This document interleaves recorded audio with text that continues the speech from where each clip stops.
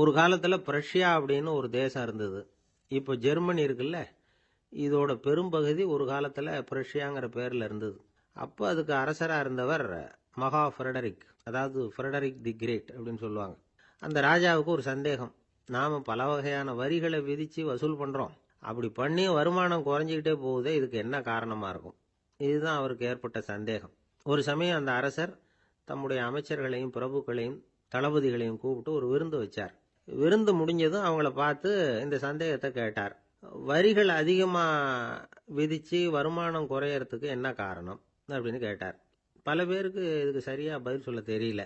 அனுபவசாலியான ஒரு தளபதி எழுந்திருச்சார். அரசே, அது எப்படிங்கிறத இப்போ உங்களுக்கு காட்டுறேன்னார். உடனே ஒரு பெரிய பனிக்கட்டி ஒன்றை தன்னுடைய கையில் எடுத்தார். அதை அப்படியும் எப்படியும் திருப்பி பார்த்தார். அப்புறம் அடுத்தவர்கிட்ட கொடுத்தார். அவர் அதை அப்படியும் இப்படியும் திருப்பி பார்த்துட்டு அடுத்தபடியாக இருந்தவர்கிட்ட கொடுத்தார்.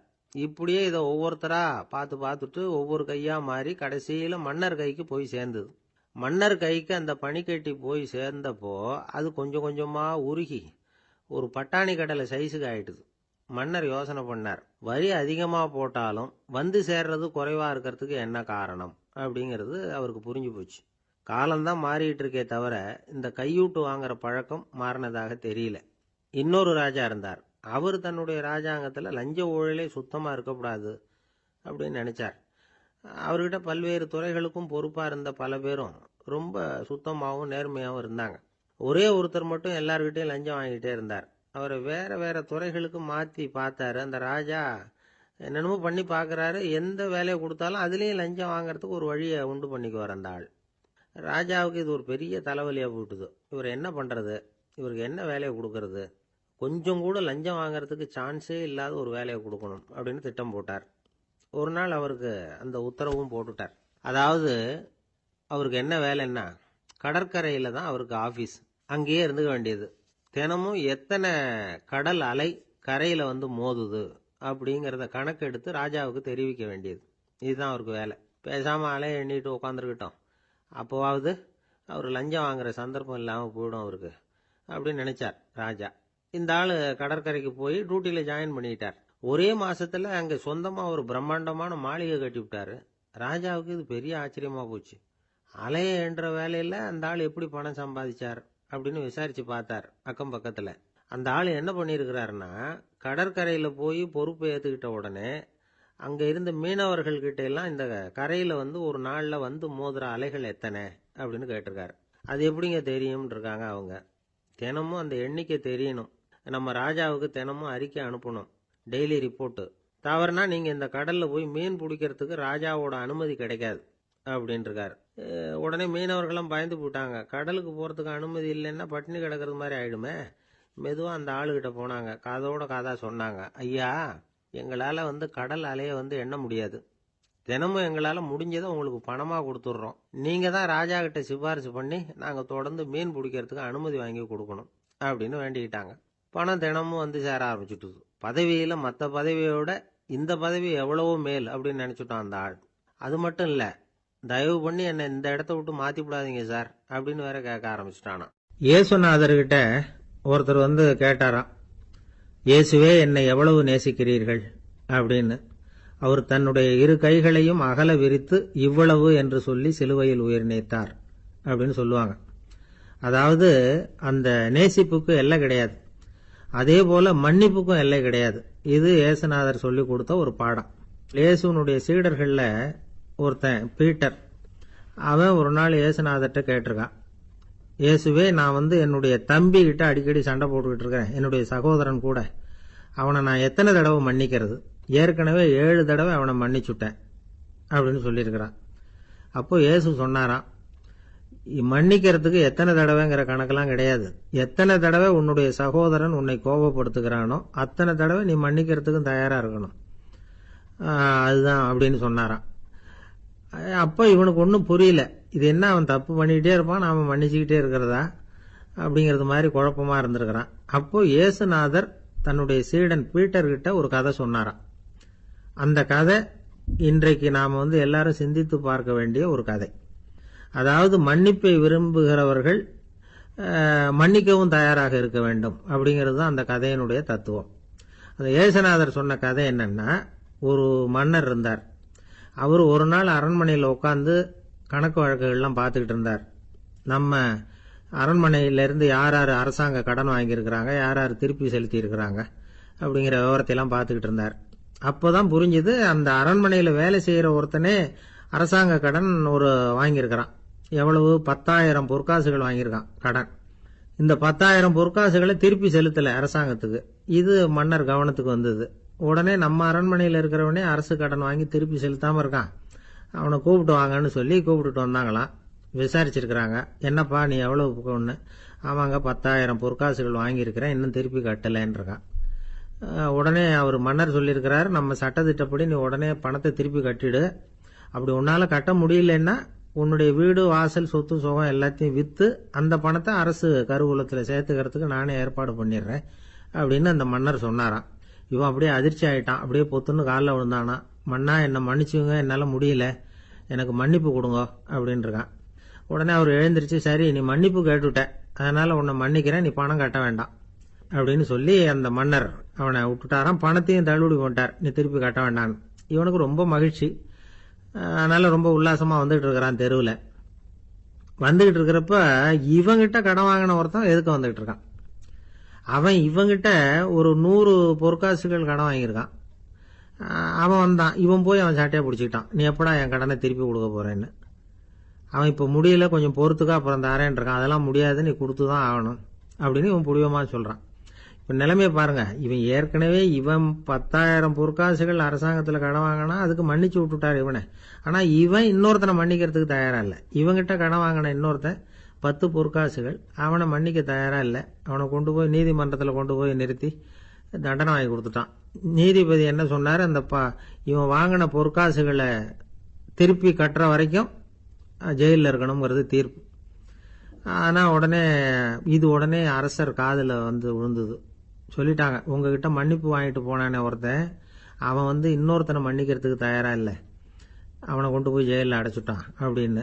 உடனே மன்னர் பார்த்தார், இவனை மறுபடியும் கூப்பிட்டு வர சொன்னார். தபாரப்பா, நான் உன்னை மன்னிச்சு விட்டேன், ஆனால் நீ இன்னொருத்தனை மன்னிக்கிறதுக்கு தயாராக இல்லை, அதனால என்னுடைய தீர்ப்பையும் மாத்துறேன், நீயும் அரசு கடன் தீர்ற வரைக்கும் ஜெயிலில் தான் இருக்கணும் அப்படின்னு சொல்லி ஜெயிலுக்கு அனுப்பிச்சிட்டாராம். இப்படி ஒரு கதையை இயேசுநாதர் தன்னுடைய சீடருக்கு சொன்னதாக ஒரு வரலாறு. அது என்ன, அதிலிருந்து நாம் புரிந்து கொள்ள வேண்டியதுன்னா, நாம் மன்னிக்கப்படணும்னு நாம் விரும்புகிறோம்னா நாம் இன்னொருத்தரை மன்னிக்கிறதுக்கு தயாராக இருக்கணும். அதனால நாம் இன்னொருத்தரை யாரையும் மன்னிக்க மாட்டோம், ஆனால் என்ன இன்னொருத்தர் மன்னிக்கணும் அப்படிங்கிறது மாதிரி செய்யக்கூடாதுன்னு சொல்லுவாங்க. அது மாதிரி நாம் இப்போ இது தப்பாக புரிஞ்சுக்கிறவங்களும் இருக்கிறாங்க. பாவம் மன்னிப்புங்கிறதுலாம் எதுக்குன்னா, அதாவது மறுபடியும் பாவம் செய்யாமல் இருக்கிறதுக்காக தான். அதான் மன்னிக்கிறாரே அப்படிங்கிறதுக்காக மறுபடியும் பாவம் பண்ணிட்டு இருக்கிறது இல்லை. அதான் ஒருத்தர் கேட்டாராம், பாவத்திலிருந்து மன்னிப்பு கிடைக்கணும்னா நீ என்ன செய்யணும் அப்படின்னு கேட்டிருக்காரு. அதுக்கு அவன் சொல்லியிருக்கிறான், நான் முதல்ல பாவம் செய்யணும், அப்போதானே மன்னிப்பு கிடைக்கும் அப்படின்னு நானா. இப்படிப்பட்டவர்கள் தான் இன்னைக்கு உலகத்தில் அதிகமாக இருக்கிறாங்க. அதனால் இந்த மன்னிப்பின் மகத்துவங்கிறது இயேசுநாதர்கிட்ட தான் நாம் புரிஞ்சுக்கணும். அந்த இயேசு சொன்ன அந்த மன்னிக்கிற மனோபாவம் இருந்தால் இன்னைக்கு உலகம் பூராவும் அமைதி பூங்காவாக இருக்கும். அதில் ஒன்றும் ஆச்சரியமே இல்லை, அதில் ஒன்றும் சந்தேகமும் இல்லை. அதனால் மன்னிக்கிற மனோபாவத்தை நாம் எல்லாரும் நமக்குள்ளே வளர்த்து கொள்ள வேண்டும் அப்படிங்கிறது தான் நாம் இன்றைக்கு எல்லோரும் சிந்தித்து பார்க்க வேண்டிய ஒரு செய்தி. ஒருத்தர் மனசில் நிம்மதி இல்லாமல் உட்காந்துருந்தார். என்ன சார் விஷயம் அப்படின்னு விசாரித்தேன். அகலக்கால் வச்சுட்டேன், அதுதான் அவதிப்படுறேன்னார். விவரமாக சொல்லுங்கன்னு. வீடு கட்டணும்னு ஆரம்பித்தேன், வேலை பாதியிலேயே நிற்கிது, கையில் பணம் இல்லை அப்படின்னார். இது மாதிரி ஆசாமிகள் பல பேரை நீங்கள் பார்த்துருக்கலாம். இவங்கெல்லாம் சுலபமாக மன அழுத்தத்துக்கு ஆளாயிடுறாங்க. மன உளைச்சல், அதாவது ஸ்ட்ரெஸ் அப்படின்னு சொல்கிறோமே, அதுக்கு அடிப்படையான சில காரணங்கள் உண்டு. அதாவது மிகையாக திட்டமிடுதல் அப்படிங்கிறதும் ஒரு முக்கியமான காரணம். நடைமுறை சாத்தியம் என்னங்கிறத மனசில் வச்சுக்கிட்டு எந்த திட்டத்தையும் தீட்டணும், அப்போ தான் அது சரியாக வரும். ரெண்டாவது காரணம் என்ன தெரியுமா, ஒரே நேரத்தில் பல்வேறு செயல்களில் ஈடுபடுறது. தொலைபேசியில் பேசிக்கிட்டே கையில் இருக்கிற கடிதத்தை படிச்சுக்கிட்டே எதிரில் உட்காந்துக்கிட்டு இருக்கிறவருக்கும் அப்பப்போ பதில் சொல்லிக்கிட்டு மனசில் பல்வேறு சிந்தனைகளை அப்படியே ஓட விட்டுக்கிட்டு இருக்கிறது, இதுவும் மன அழுத்தத்தை உண்டாக்குது. மூணாவது காரணம், எதிலேயும் வெற்றி மட்டும் எதிர்பார்க்குற ஒருதலைப்பட்சமான ஆர்வம். நாம் தொட்டதெல்லாம் வெற்றியாகவே முடியணும் அப்படின்னு எதிர்பார்க்குறவங்க ஏதாவது ஒன்றில் தோல்வியை கண்டா தோண்டு போயிடுறாங்க. எப்படியும் முடியலாம்ங்கிற எண்ணம் ஏற்கனவே நமக்குள்ளே இருந்துட்டுதுன்னா அந்த அவஸ்தை வராது. அதனால் அதுவும் நம்ம வளர்த்து கொள்ள வேண்டிய ஒரு குணம். மன உளைச்சல் ஏற்படுறதுக்கு இன்னொரு காரணம் எதையும் வேகமாக செஞ்சுடணும் அப்படிங்கிற துடிப்பு. அந்த துடிப்பே மனசை அழுத்த ஆரம்பிச்சிடும். எந்த ஒரு காரியத்திலையும் தாமதமோ இடையூறோ ஏற்பட்டால் அதை பொறுத்துக்கிற மனப்போக்கம் வேணும். அது இல்லாதவங்க அழுத்தத்துக்கு ஆளாயிடுறாங்க. சில பேர் வேலைன்னு எந்த நேரம் பார்த்தாலும் வேலையே கதின்னு கிடப்பாங்க. பொழுதுபோக்குக்கோ உடற்பயிற்சிக்கோ குடும்பத்தில் உள்ளவங்க அல்லது நண்பர்கள் கூட கலந்துரையாடவோ கொஞ்சம் கூட நேரம் ஒதுக்க மாட்டாங்க. இந்த சுபாவம் மன அழுத்தத்தை உண்டு பண்ணும். இதையெல்லாம் புரிஞ்சுக்கிட்டு அதிலிருந்து விடுபடுறது எப்படின்னு யோசிக்கணும். வல்லுநர்கள் இது தொடர்பாக சில யோசனைகளை சொல்லி வச்சிருக்கிறாங்க. அது என்னன்னா, வாழ்க்கைங்கிறது பிரச்சனைகளால் பின்னப்பட்ட ஒன்று. அது எப்பவுமே முடிவடையாத ஒரு தொடர்கதை அப்படிங்கிறத முதல்ல நாம் புரிஞ்சுக்கணும். ஒரே நேரத்தில் ஒரு காரியத்தில் மட்டுமே நாம் கவனம் செலுத்தணும். அடுத்தவங்க காரியத்தில் தலையிடக்கூடாது. எதையும் பேச ஆரம்பிக்கிறதுக்கு முன்னாடி நம்மை நாமே கேட்டுக்க வேண்டிய கேள்வி 2. 1, நான் சொல்ல போகிறது ரொம்ப முக்கியமானதா? 2வது, நான் சொல்கிறத அவங்க கேட்கறதுக்கு ஆசைப்படுறாங்களா? நான் பேசுறதுக்கு அது சரியான நேரம் தானா? இதை யோசித்து பார்த்ததுக்கப்புறம் எதையும் பேச ஆரம்பிக்கணும். முடிஞ்ச அளவுக்கு வளைந்து போகிற சுபாவத்தை வளர்த்துக்கணும். நம்ம நேரம் விலை மதிப்பு இல்லாதது. அதை வீணாக்கக்கூடாது. சிரிக்க தெரியலனாலும் பரவாயில்ல, முகத்தில் கொஞ்சம் புன்முறுவலாவது காட்டணும். இதெல்லாம் ரொம்ப முக்கியம். அடுத்தவங்க ஏதாவது செஞ்சால் உடனே நன்றி சொல்ல மறக்கப்படாது. தினமும் கொஞ்சம் நேரத்தை தனிமையில் செலவு பண்ணணும். மன உளைச்சலிருந்து விடுபடுறதுக்கு 3 முக்கிய வழிகள் சொல்கிறாங்க. அதை சுருக்கமாக ரெட் அப்படின்னு சொல்கிறாங்க. RED ஆங்கில எழுத்தில். அந்த முதல் எழுத்து R, அது என்னன்னா ரிலாக்ஸேஷன், அதாவது இடை ஓய்வு. 2வது E எக்ஸர்சைஸ், உடற்பயிற்சி. 3வது டயட், திட்டமிட்ட உணவு முறை. அதனால் தியானம், மூச்சு பயிற்சி இதெல்லாம் இந்த இடை ஓய்வுக்கு வழிகள். எந்த வேலையையும் தொடர்ந்து செய்யக்கூடாது. எல்லார்கிட்டையும் கலகலப்பாக பழகணும். மாதத்துக்கு ஒரு நாளாவது குடும்பத்தோடு வெளியில் போயிட்டு வரணும். சுலபமான உடற்பயிற்சிகளை செய்யலாம். உடற்பயிற்சிங்கிறது நமக்காக நாம் செய்கிற ஒரு நீண்டகால முதலீடு அப்படின்னு சொல்லுவாங்க. அதாவது லாங் டேர்ம் இன்வெஸ்ட்மெண்ட்டாக. அளவோடு சாப்பிட்ணும், மெதுவாக சாப்பிட்ணும். இதெல்லாம் கொஞ்சம் மனசில் வச்சுக்கிட்டு நடந்துக்கிட்டால் மகிழ்ச்சியாக வாழலாம். சில பேர் சாப்பாட்டு விஷயத்தில் ரொம்ப அக்கறை எடுத்துக்கிறது உண்டு. ஒரு குண்டு ஆசாமி சாப்பிட உக்காந்தார். முதல்ல ஒரு மாத்திரை சாப்பிட்டார். எதுக்குன்னு கேட்டோம். பசி எடுக்கிறதுக்குன்னார். சாப்பிட்டு முடிச்சார். பிறகு மறுபடியும் ஒரு மாத்திரை சாப்பிட்டார். இது எதுக்குன்னு கேட்டோம். சாப்பிட்டது ஜீரணமாகறதுக்கு அப்படின்னார். இப்போ மேலே எனக்கு அளவு கடந்த அன்பு அப்படின்னு யாராவது சொன்னால் அதை அலட்சியமாக நினச்சிடக்கூடாது. அது கொஞ்சம் சீரியஸான விஷயம். அளவுக்கு மிஞ்சினா எதுவுமே இடைஞ்சல் தானே. அன்பும் அப்படிதான். அன்பு அதிகமாக இருந்தால் அது எப்படி கெடுதல் பண்ணும் அப்படிங்கிற சந்தேகம் உங்களுக்கு வரலாம். தசரதன் கதை என்னாச்சு? கைகேயி மேலே வச்ச அளவு கடந்த அன்பு ராமன் காட்டுக்கு போறாப்புல ஆயிட்டுதுல்ல. தசரதன் எப்பேற்பட்ட அரசன். விஸ்வாமித்திரர் சொல்றார், என்ன மாதிரி முனிவர்களுக்கும் தேவர்களுக்கும் ஏதாவது கஷ்டம் வந்தா முதல்ல முருகன் கிட்ட போவோம், அப்புறம் பரமசிவனை போய் பார்ப்போம், அதுக்கப்புறம் திருமால் கிட்ட போவோம், அப்புறம் பிரம்மன் இந்திரன் இவங்களெல்லாம் போய் பார்ப்போம். இவங்களால எல்லாம் முடியலன்னா கடைசியில் அயோத்திக்கு வருவோங்கிறார். உன்னை விட்டா வேற கதி உண்டோ அப்படின்னு தசரதனை பார்த்து விஸ்வாமித்திரரே சொல்றார். அப்பேற்பட்ட அரசன் தசரதன் கைகேயி காலில் விழறான். உன் பாதங்களை தொட்டு கெஞ்சி கேட்டுக்கிறேன், ராமனை காட்டுக்கு அனுப்பாதேங்கிறான். தசரதனுடைய இந்த நிலைமைக்கு என்ன காரணம்? அவன் கைகேயி மேலே வச்ச அளவு கடந்த அன்பு தான் காரணம். இப்போ சொல்லுங்க, அன்பா இருந்தாலும் அது அளவுக்கு மீறி போனால் கெடுதல் பண்ணுமா பண்ணாதா? அது மட்டும் இல்லை, அளவு கடந்த அன்பு நீதிக்கும் நியாயத்துக்கும் புறம்பான காரியங்களையும் செய்ய வச்சிரும். தசரதன் மிகச்சிறந்த நீதிமான், தர்மத்துக்கு விரோதமாக ஒரு காரியமும் செய்யாதவன். அப்பேற்பட்டவன் தன்னுடைய மனைவியை பார்த்து என்ன சொல்றான் தெரியுமா? உனக்காக நான் என்ன செய்யணும் சொல்லு, செய்கிறேன். ஒரு குற்றமும் செய்யாத ஒருத்தனை கொல்லணுமா கொல்றேன். மரண தண்டனை விதிக்கப்பட்ட ஒருத்தனை விடுதலை செய்ய சொல்றியா செய்கிறேன். எந்த பிச்சைக்காரனையாவது கோடீஸ்வரனாக சொல்றியா ஆக்குறேன், அல்லது கோடீஸ்வரனை பிச்சைக்காரன் ஆக்கணுமா ஆக்குறேன் அப்படிங்கிறான். நீதிக்கு விரோதமான இந்த பாவங்களை செய்யறதுக்கு அப்பேற்பட்ட அரசன் எப்படி துணிஞ்சான்? மனைவி பேரில் வச்ச அளவு கடந்த அன்பு தான் காரணம். திரிசூலம், வஜ்ராயுதம், வாள் இதுகளால் தாக்கப்பட்டா கூட அதையெல்லாம் கொஞ்சம் கூட லட்சியம் பண்ணாத ஒருத்தன் காமதேவனுடைய மலர் அம்புகள் தாக்குனா அதை அவனால் தாக்கு பிடிக்க முடியல, விழுந்துடுறான். காமதேவனுக்குள்ள மகிமையே அதுதாங்கிறார் துளசிதாசர். அதனால தான் பெரியவங்கள்லாம் என்ன சொல்கிறாங்கன்னா, எதையும் அளவுக்கு மீறி செய்யாதேங்கிறாங்க. அப்பா, அம்மா, மனைவி, மக்கள் எல்லார் பேர்லேயும் அன்பு அவசியம்தான். ஆனால் அந்த அன்பு அறிவுக்கு புறம்பாக இருக்கக்கூடாது, அளவுக்கு மீறி இருக்கக்கூடாது. அப்போ தான் வாழ்க்கை சுகமாக இருக்கும். இல்லைன்னா அவஸ்தை தான். அளவுக்கு மீறின அன்புங்கிறது புரியுது, அது சரி. அறிவுக்கு புறம்பான அன்புங்கிறது எப்படி? ஒரு தாய்க்கு ஜலதோஷம் அல்லது ஏதோ ஒரு தொற்று நோயின்னு வச்சுங்களேன்.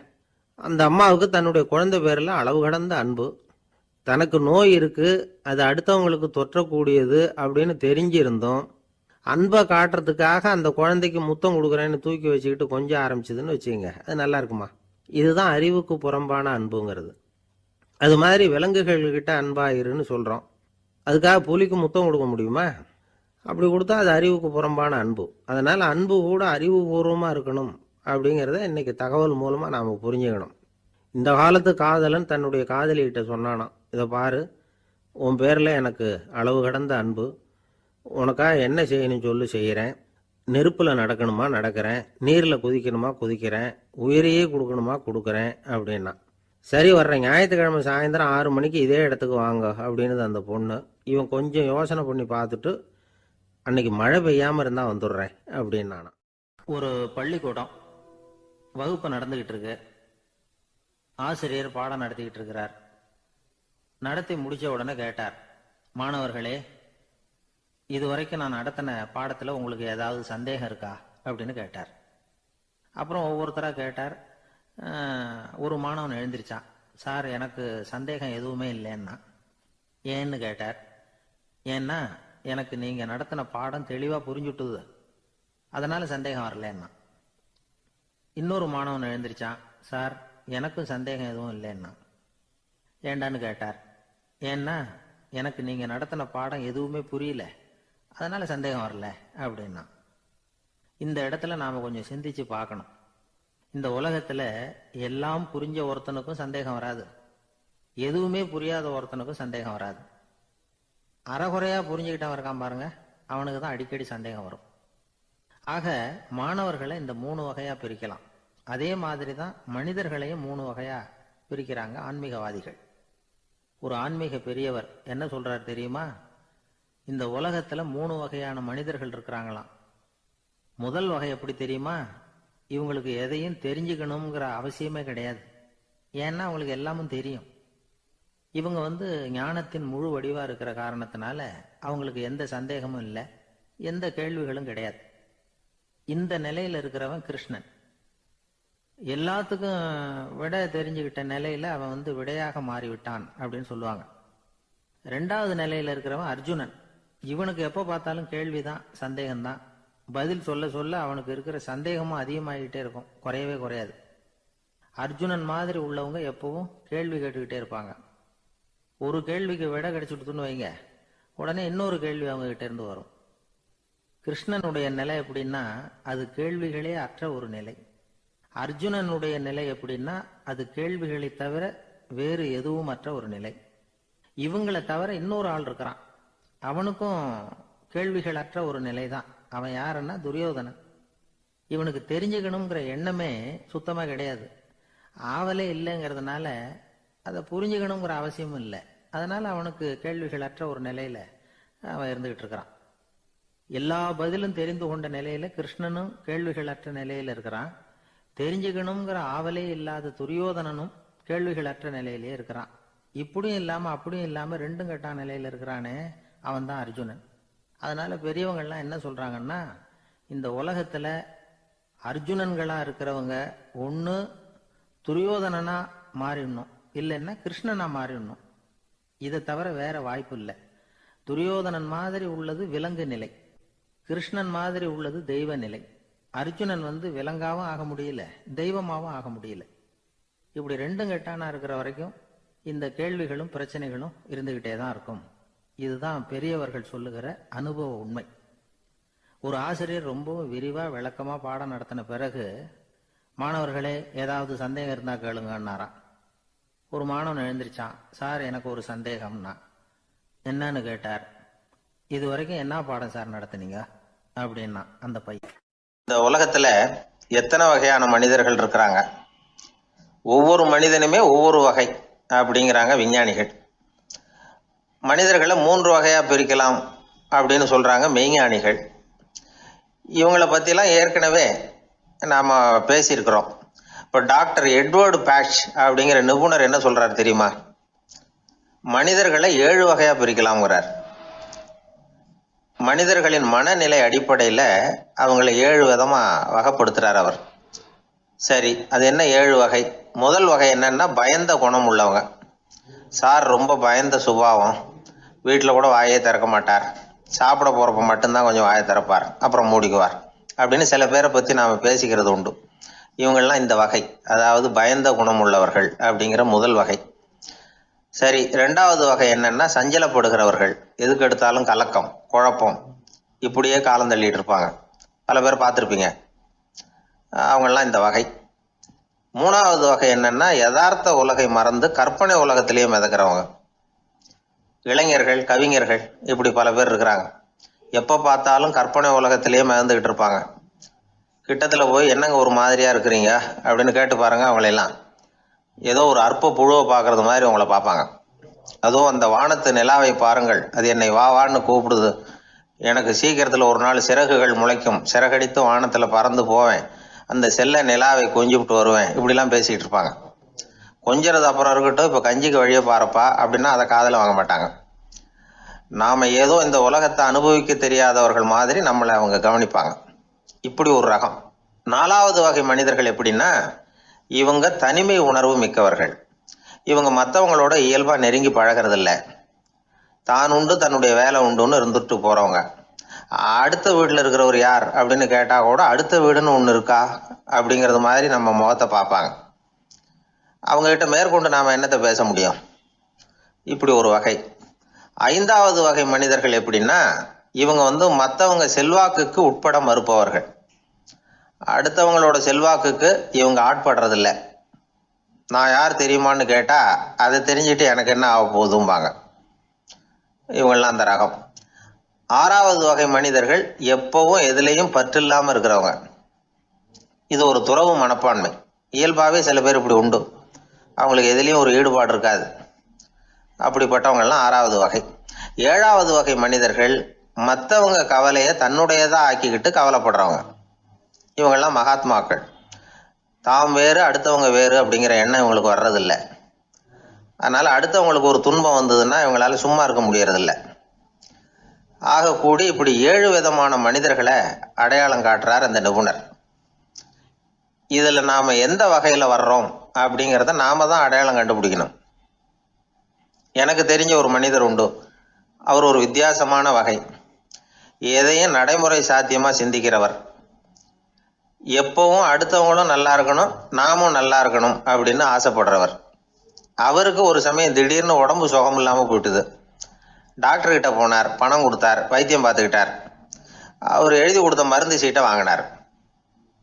ஒரு மருந்து கடைக்கு போனார், பணம் கொடுத்தார், மருந்து வாங்கினார். அதை எடுத்துட்டு வீட்டுக்கு வந்தார். அதுக்கப்புறம் அந்த மருந்து அவர் சாப்பிடணும்ல, சாப்பிடவே இல்லை, அப்படியே சும்மா வச்சுட்டார். அவரை பார்த்து கேட்டேன், ஏன் சார் இப்படி பண்றீங்க, வீண் செலவு தானே இது, நீங்க ஏன் டாக்டர்கிட்ட போய் பணம் செலவு பண்ணுனீங்கன்னு கேட்டேன். அவர் சொன்னாரு, டாக்டர் வாழணும் இல்லையா, அதனால தான் அப்படின்னார். சரி, அப்புறம் ஏன் மருந்து வாங்கினீங்க அப்படின்னு கேட்டேன். மருந்து கடைக்காரர் வாழணும் இல்லையா, அதனால தான் அப்படின்னார். சரி, அப்புறம் ஏன் வாங்கின மருந்து சாப்பிடாம வச்சுட்டீங்க அப்படின்னதுக்கு, நான் வாழணும் இல்லையா அதனால தான் அப்படின்னார். இவர் வாழ்க்கையை புரிஞ்சுக்கிட்டவர். இப்படி வாழ்க்கையை புரிந்து கொண்டு வாழ தெரிஞ்சுக்கணும். எந்த வகை மனிதர் நாம் அப்படிங்கிறத புரிஞ்சுக்கிட்டு வாழ்ந்தோம்னா வாழ்க்கையில வெற்றி நிச்சயம். சீடன் வெளியூர் புறப்படுறதுக்கு தயாரா இருந்தான். ரொம்ப தூரம் போக போறான். திரும்பி வர நாளாகும். புறப்படுறதுக்கான ஆயத்த வேலைகள்ல ஈடுபட்டிருந்தான். அந்த சமயம் பார்த்து இன்னொரு சீடன் அவங்கிட்ட வந்தான். நம்ம குரு உன்னை அழைச்சிட்டு வர சொன்னார், வா அப்படின்னு கூப்பிட்டான். இவன் உடனே புறப்பட்டு போனான். குருநாதரை பார்த்தான். அவர் காலில் விழுந்து வணங்கினான். வணங்கிவிட்டு எழுந்திரிச்சான். அவ்வளவுதான். குரு ஏதாவது உபதேசம் பண்ணுவாருன்னு எதிர்பார்த்தான். ஆனா நடந்தது என்ன தெரியுமா? குரு அவனுக்கு ஓங்கி ஒரு அடி கொடுத்தார். எதிர்பாராம இந்த அடியை வாங்கினதும் அந்த சீடன் அதிர்ந்து போயிட்டான்.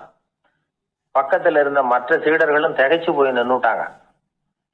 அடி வாங்கின சீடனுக்கு மனசுக்குள்ள குழப்பம். நாம என்ன தப்பு பண்ணணும், புறப்படுற நேரத்துல இப்படி குரு கிட்ட அடி வாங்குற மாதிரி ஆயிட்டுதே அப்படின்னு நினைச்சு மனசுக்குள்ள ரொம்ப வேதனைப்பட்டான்.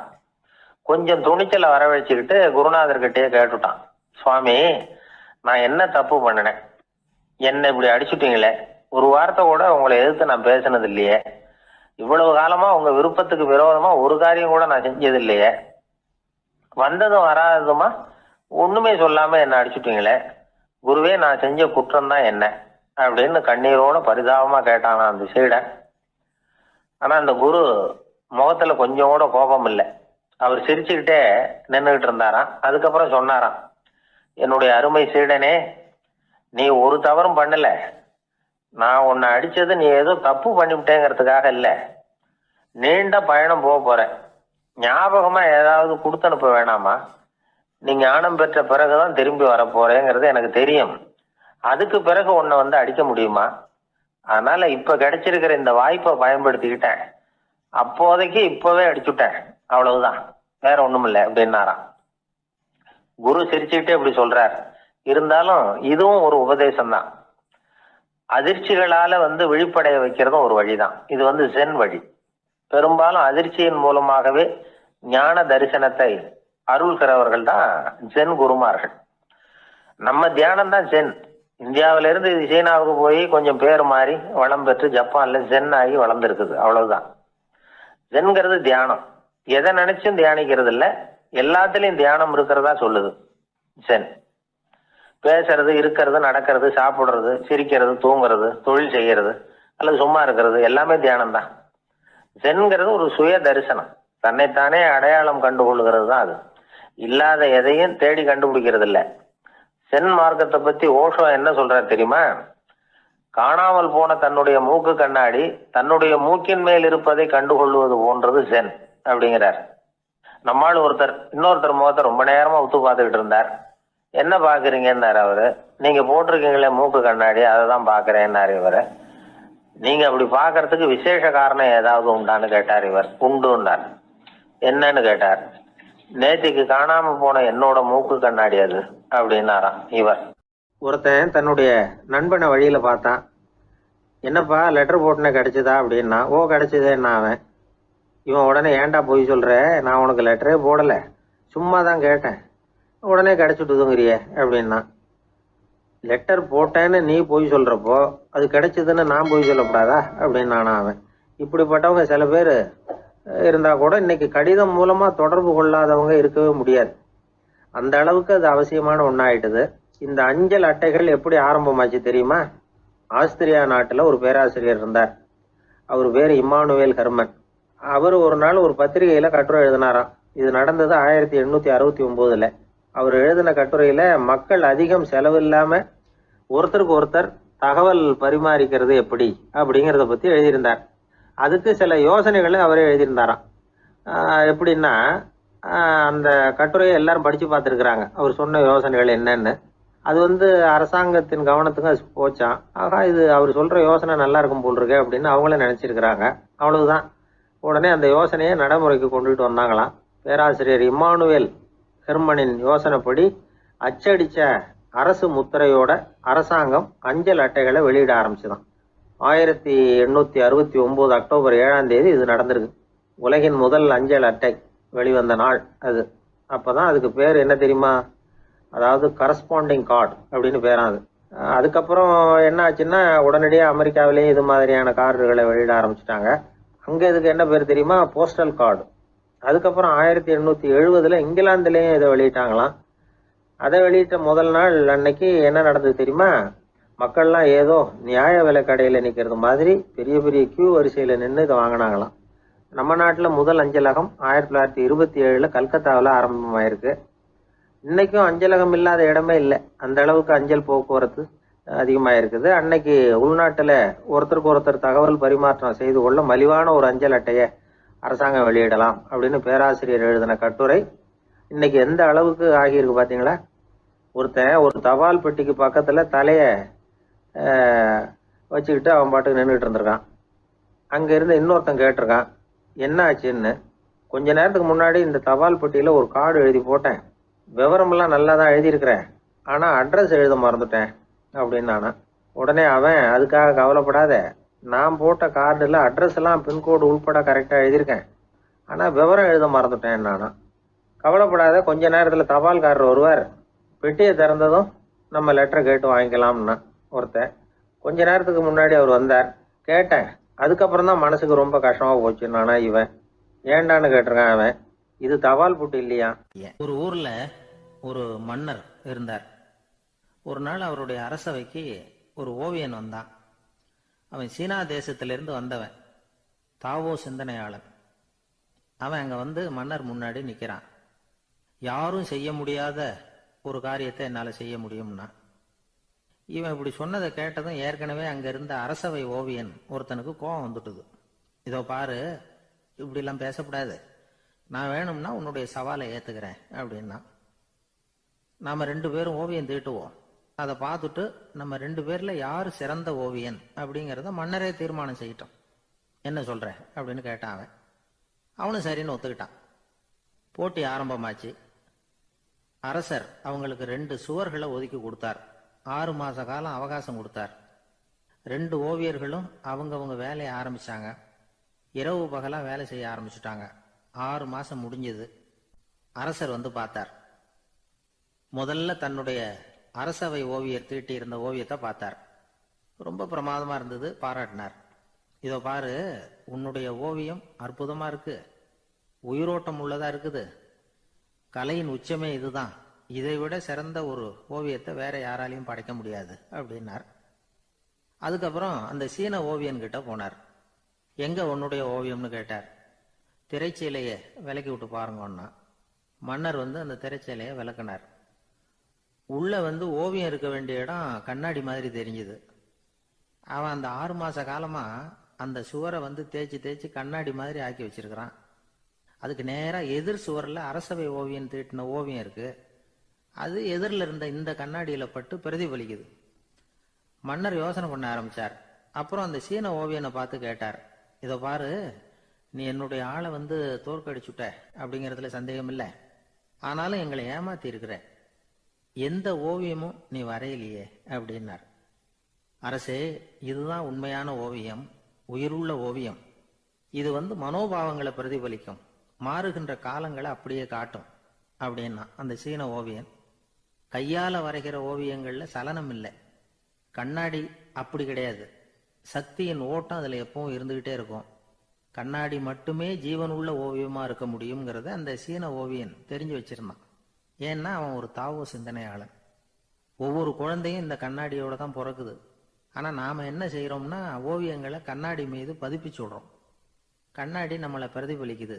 நம்முடைய அழகோ அவலட்சணமோ கண்ணாடியை பாதிக்கிறது இல்லை. ஏன்னா அதுக்கு மனம் கிடையாது.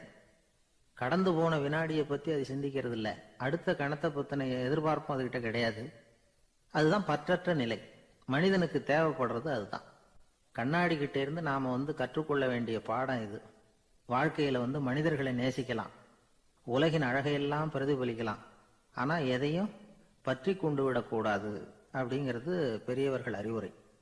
துயரம்ங்கிறது பற்றுக்களின் சாயை. கண்ணாடி முன்னாடி நிக்கிறப்போவெல்லாம் நமக்கு இந்த ஞாபகம் வரணுமா. ஒரு குடும்ப தலைவர் ஒரு நாள் காலையில விடிஞ்சு எழுந்திரிச்சதும் சத்தம் போட்டார். யார் இந்த கருங்குரங்கு படத்தை என் ரூம்ல கொண்டாந்து மாட்டி வச்சது அப்படின்னு கத்தினார். சமையல் கட்டில இருந்து மனைவி பதில் சொன்னாங்க, தூக்க கலக்கத்துல உளராதுங்க, நல்லா பாருங்க, அது படம் கிடையாது, முகம் பார்க்கிற கண்ணாடி அப்படின்னா. ரொம்ப பேருக்கு கூட்டத்தில் பேசுறதுன்னா பயம். நமக்கு ஒன்றும் தெரியாதுன்னு மற்றவங்க நினச்சிடக்கூடாதுங்கிற எண்ணம் தான் இதுக்கு காரணம். ரொம்ப முக்கியமான ஒரு கூட்டம்னா பயம் அதிகமாக இருக்கும். முக்கியமானவங்கள்லாம் வருவாங்களே, அவங்கெல்லாம் நம்மளை பற்றி மட்டமாக நினச்சிருவாங்களே அப்படிங்கிற பயம் வந்துடும். ஆனால் மேடை பேச்சுங்கிறது அவ்வளவு கடினமான ஒரு காரியம் இல்லைங்கிறாங்க அது சம்பந்தமான நிபுணர்கள். யாரும் பேச்சாளர் ஆகலாம், இது ஒன்றும் பெரிய கிஃப்ட் கிடையாது அப்படின்னு அவங்க சொல்கிறாங்க. நீங்கள் ஒரு சிறந்த பேச்சாளர் ஆகணுமா அப்படின்னா அதுக்குன்னு சில ஆலோசனைகளை சொல்லி வச்சிருக்கிறாங்க அனுபவசாலிகள். முதல் ஆலோசனை என்னன்னா, உங்கள் பேச்சு வந்து எளிமையாக இருக்கணும். ஏதாவது ஒரு கருத்து அல்லது 2 கருத்து சொன்னால் போதும். 20 அல்லது 30 கருத்துக்களை சொல்லிகிட்டே போகக்கூடாது. 2வது ஆலோசனை, நீங்கள் என்ன பேச போகிறீங்கிறது முதல்ல உங்களுக்கு நல்லா புரியணும். அதுக்கப்புறம் தான் அதை அடுத்தவங்களுக்கு புரிய வைக்க முடியும். எப்படி ஆரம்பிக்க போகிறோம், எந்த கருத்தை முக்கியமாக வலியுறுத்த போகிறோம், எப்படி முடிக்க போகிறோம் அப்படிங்கிறத முதல்ல நல்லா சிந்திச்சு மனசில் வச்சுக்கணும். கடைசியாக என்ன சொல்கிறீங்களோ அதுதான் கேட்குறவங்க மனசில் நிற்கும். 3வது ஆலோசனை என்னென்னா, உங்கள் பேச்சு சுருக்கமாக இருக்கணும். ஒரு 15 நிமிஷம் பேசுறது ரொம்ப பொருத்தம். மணிக்கணக்கில் பேசிக்கிட்டு இருக்கிறது நல்லதில்லை. 4வது ஆலோசனை, நீங்கள் பேசுறது உண்மையாக இருக்கணும். உங்களுக்கு உண்மையான அனுபவங்கள் இருக்கும், அதை சொல்லலாம். உங்களுடைய உண்மையான அனுபவங்களை மற்றவங்களோட பகிர்ந்துக்கணும், அதுதான் முக்கியம். 5வது ஆலோசனை, ஆரம்பத்தில் கொஞ்ச நேரம் உங்களை பற்றியும் எதிரில் உள்ளவங்களை பற்றியும் சம்பந்தப்படுத்தி ஏதாவது பேசி ஒரு நெருக்கத்தை ஏற்படுத்திக்கணும். ஒவ்வொருத்தரும் இப்போ இவர் பேச போகிறது நம்ம சம்மந்தப்பட்டது அப்படின்னு நினைக்க ஆரம்பிச்சிருவாங்கல்ல, அதுக்கப்புறம் அவங்க கேட்க தயாராகிட்டாங்கன்னு அர்த்தம். எதிரில் உட்காந்துருக்கிற கூட்டத்திலிருந்து 3 பேரை தேர்ந்தெடுங்க. அதாவது வலது பக்கம் ஒருத்தர், நடுவில் ஒருத்தர், இடது பக்கம் ஒருத்தர். அதாவது உங்களை ரொம்ப கனிவாகவும் ஆர்வமாகவும் பார்க்குறவராக பார்த்து தேர்ந்தெடுத்துங்க மனசுக்குள்ள. நீங்கள் பேசும்பொழுது என்ன பண்ணணும்னா, இவங்களை நேருக்கு நேராக மாறி மாறி பார்த்துக்கிட்டே பேசுனீங்கன்னா நீங்கள் ஏதோ ஒட்டுமொத்த கூட்டத்தையும் பார்த்து பேசுகிறதாக ஒரு உணர்வு அது ஏற்படுத்திவிடும். 6வது ஆலோசனை என்னென்னா, சொற்பொழிவுன்னா நீங்கள் பேசணும், படிக்கக்கூடாது. எழுதி படிக்கிறது நல்லா இருக்காது. குறிப்புகள் வேணும்னா வச்சுக்கலாம். படிக்கிறது பேப்பர்லேருந்து வர்றது மாதிரி இருக்கும், பேசுறது இதயத்திலேருந்து வர்றது மாதிரி இருக்கும். அப்புறம் 7வது ஆலோசனை சொல்கிறாங்க. அது என்னென்னா, மேடையில் ஏறி நின்ன உடனே இயல்பாக மூச்சை இழுத்து விட்டுங்க, இயல்பு நிலைக்கு வாங்க, அதுக்கப்புறம் இயல்பாக பேச ஆரம்பிக்கலாம் அப்படிங்கிறாங்க. இவ்வளவும் பேச்சு கலையில் வல்லுநர்களாக இருக்கிறவங்க சொல்லுகிற ஆலோசனைகள். இதையெல்லாம் கடைபிடிச்சா நமக்கும் அதுக்கும் வெகு தூரம்னு நினச்சிக்கிட்டு இருந்த ஒன்று இப்போ கிட்டத்தில் நெருங்கி வந்துடும். நாம் சொல்கிறபடியெல்லாம் அது கேட்கும். ஒரு பேச்சாளர், அவருக்கு சுருக்கமாகவே பேச தெரியாது. மேடையில் ஏற்றி விட்டுவிட்டா போதும், ஆரம்பிச்சிருவார், நிறுத்த மாட்டார், பேசிக்கிட்டே இருப்பார். ஒரு தடவை அவர் ஒரு கூட்டத்தில் ரொம்ப நேரம் பேசிக்கிட்டே இருக்கிறார். எதிரில் பொறுமை இழந்த ஒருத்தர் தன்னுடைய கை கடிகாரத்தை காட்டினார். அதை கவனித்த பேச்சாளர், மன்னிக்கணும், கை கடிகாரம் நான் கொண்டுகிட்டு வர மறந்துட்டேன், அதுதான் நேரம் போனதே தெரியல அப்படின்னு சொல்லியிருக்கிறார். இதுக்கு அவர் சொன்னாராம் கோபமாக, ஏய்யா கடிகாரத்தை தான் பார்க்க முடியல, மறந்துட்டேன், பக்கத்தில் மாட்டிருக்கிற கேலண்டரையாவது பார்க்கக்கூடாதா அப்படின்னாராம். சில பேர் ஆளை பார்த்தா 60 வயசு மாதிரி தோணும், உண்மையான வயசு என்னன்னு பார்த்தா 40 அல்லது 45 சில பேரை பார்க்கறதுக்கு 45 மாதிரி தெரியும், உண்மையிலேயே 65 தாண்டி இருப்பாங்க. ஒரு மனிதனுக்கு 2 வகையான வயது உண்டுங்கிறார் ஓஷோ. அதாவது உடம்புக்குன்னு ஒரு வயசு, மனசுக்குன்னு ஒரு வயசு. முதல் உலக மகாயுத்தம் நடந்தது இல்லையா, அது முடிஞ்சதுக்கு அப்புறம் முதல் தடவையா மனிதனின் மூளை வளர்ச்சியை பத்தி மனநல வைத்தியர்கள் ஒரு கணக்கெடுப்பு சோதனை நடத்தினாங்களாம். அது வரைக்கும் மனிதனுக்கு 2 வகையான வயது உண்டுன்னு யாரும் சிந்திச்சதே இல்லையா. அந்த உலக மகாயுத்தம் முடிஞ்சதுக்கு அப்புறம் மனிதனுடைய சராசரி மனதின் வயதை கணக்கிட்டு பார்க்கும் பொழுது அவங்களுக்குலாம் ரொம்ப அதிர்ச்சியா இருந்துதான். ஏன்னா அது ரொம்ப பின்தங்கிய நிலையில இருந்திருக்கு, வளர்ச்சி அடையாத நிலையில இருந்திருக்கு. அவங்க கண்டுபிடிச்ச பிரகாரம் அப்போ மனசோட சராசரி வயசு என்ன தெரியுமா, 14. அப்படின்னா பாத்துங்க, உடல் ரீதியா ஒருத்தரோட வயசு 70 கூட இருக்கலாம், ஆனா மனசோட வயசு 14 தான். இதுக்கு நேர்மாறா அமைஞ்சு போச்சுன்னு வச்சேங்க. அதாவது ஒருத்தருக்கு உண்மையிலேயே 14 வயசு, அதாவது உடலோட வயசு 14, அவரோட மனசின் வயசு 70ன்னு வச்சுக்கோங்க. இப்படி அமைஞ்சுட்டுதுன்னா அவர் சீக்கிரம் ஞானத்தன்மை அடைஞ்சிருவார் அப்படின்னு அர்த்தம். இப்ப நமக்கெல்லாம் உடம்போட வயசு மனசோட வயசு ரெண்டும் ஒன்னா இருந்துட்டா அதுவே போதும், அதுவே பெரிய விஷயம். இப்ப எமர்சன் கிட்ட போய் ஒருத்தர் கேட்டாராம், உங்க வயசு என்ன அப்படின்னு. அவர் உடனே பதில் சொல்லியிருக்கார், 360 வருஷம் அப்படின்னாராம். கேட்டவர் குழம்பி போயிட்டார். அவர் என்ன சொல்றாரு, 360 வயசா, என்ன நம்ம காதல தான் சரியா விழலையா? எமர்சன் எப்பவும் உண்மையை பேசுற ஒரு சிறந்த அறிவாளி, அவர் இப்படிலாம் பொய் சொல்ல மாட்டாரே அப்படின்னு ஒரு யோசனை பண்ணிக்கிட்டே இவர் மறுபடியும் அவர் கிட்ட போனாராம். ஐயா, நீங்க சொன்னது சரியா என் காதல விழல, அதனால மறுபடியும் கேட்கிறேன், உங்க வயசு என்ன அப்படின்னாராம். எமர்சன் மறுபடியும் சொல்லியிருக்கிறார், 360 வருஷம்னு. வந்தவருக்கு உண்மையிலேயே அதிர்ச்சியா போட்டுது. அதுக்கப்புறம் மெதுவா ஆரம்பிச்சாராம், ஐயா நீங்க சொல்றதை என்னால ஏத்துக்க முடியாது, எப்படி பார்த்தாலும் இப்போ உங்களுக்கு வயசு ஒரு 60க்கு மேல இருக்காதுன்னு நினைக்கிறேன். அப்படின்னாராம். நீங்க சொல்றது சரிதான், அது என் உடம்போட வயசுன்னாராம் எமர்சன். அப்படின்னா ஏற்கனவே நீங்க சொன்னது அப்படின்னு கேட்டிருக்காரு. அது என் மனசோட வயசு அப்படின்னாராம். நம்மளை பொறுத்த வரைக்கும் அறிவு தூசு படிஞ்சிருக்கு, அது மாதிரியே அன்பும் மாசுபட்டிருக்கு. இது ரெண்டையும் சுத்தம் பண்ண வேண்டியிருக்குது. அப்பதான் நாம சரியான வயசுல வாழ முடியும். ஒரு ஆசாமி இருக்கிறார். அவருக்கு உடம்போட வயசு அதிகம், மனசோட வயசு ரொம்ப குறைச்சல், குழந்தை மாதிரி. அவர் ஒரு ஆஸ்பத்திரியில படுத்திருக்கிறார். நர்சம்மா எல்லாருக்கும் மருந்து கொடுத்துட்டு போறாங்க. கொஞ்ச நேரம் கழிச்சு திரும்பி வந்தாங்க. அப்ப இவர் அந்த அம்மாவை கூப்பிட்டு சொல்றார், இதை பாருங்க சிஸ்டர், நீங்க எல்லாருக்கும் சின்ன சின்ன மாத்திரையா கொடுத்துட்டு எனக்கு மட்டும் நீளமான மாத்திரையா கொடுத்துட்டீங்க. முழுங்கிறதுக்கு ரொம்ப கஷ்டமா போச்சு. இனிமே எனக்கும் சின்ன மாத்திரையா கொடுங்க சிஸ்டர் அப்படின்னாராம். அந்த அம்மா உடனே அதிர்ச்சி ஆகி தலையில அடிச்சுக்கிட்டாங்களாம். நான் கஷ்டப்பட்டு மாத்திரையை முழுங்கினத்துக்கு நீங்க ஏமா தலையில தட்டிக்கிறீங்க அப்படின்னு கேட்டிருக்காரு இவர். இதுக்கு அவங்க சொல்லியிருக்கிறாங்க, நான் உங்களுக்கு கொடுத்துட்டு போனது மாத்திரை இல்லைங்க, அது தெர்மாமீட்டர் அப்படின்னாங்க. ஒரு ஊர்ல ஒரு பெரியவர் இருந்தார். ஒரு நாள் அவரை தேடி ஒருத்தர் வந்தார். ஐயா, நான் கடவுளை பரிபூர்ணமா நம்புறேன் அப்படின்னார். சரி, அந்த நம்பிக்கை உனக்கு எப்படி வந்ததுன்னு கேட்டார் இவர். அவர் சொல்ல ஆரம்பிச்சார், ஐயா, எனக்கு கல்யாணம் ஆகி 10 வருஷம் ஆச்சு, ஆனாலும் குழந்தை பாக்கியம் இல்லை. அதுக்கு என்ன காரணமா இருக்கும்னு நான் யோசனை பண்ணிட்டு இருந்தப்போ நண்பர் ஒருத்தர் ஒரு ஆலோசனை சொன்னார். உனக்கு மதப்பற்று இல்ல, எந்த கடவுளையுமே நம்ப மாட்டேங்கிற, அதுதான் காரணம். கடவுளை நம்பு, உனக்கு குழந்தை பாக்கியம் கிடைக்கும் அப்படின்னார். அவர் அப்படி சொன்னாரே தவிர எனக்கு சந்தேகம்தான். இருந்தாலும் அவர் சொன்னபடியும் நடந்துதான் பார்ப்போமே அப்படின்னு முடிவு பண்ணேன். கடவுளை நம்ப ஆரம்பிச்சேன். அந்த வருஷமே அழகான ஆண் குழந்தை பிறந்தது. எல்லாம் இறைவன் அருள் அப்படின்னார். இவர் இப்படி சொன்னதை கேட்டதும் அந்த பெரியவர் சொன்னார், நீ சொல்றதெல்லாம் சரிதான், இருந்தாலும் இந்த காலத்துல எந்த ஒரு காரியமா இருந்தாலும் அதை சோதனை செஞ்சு பார்த்துட்டு தான் ஒரு முடிவுக்கு சேர முடியும்.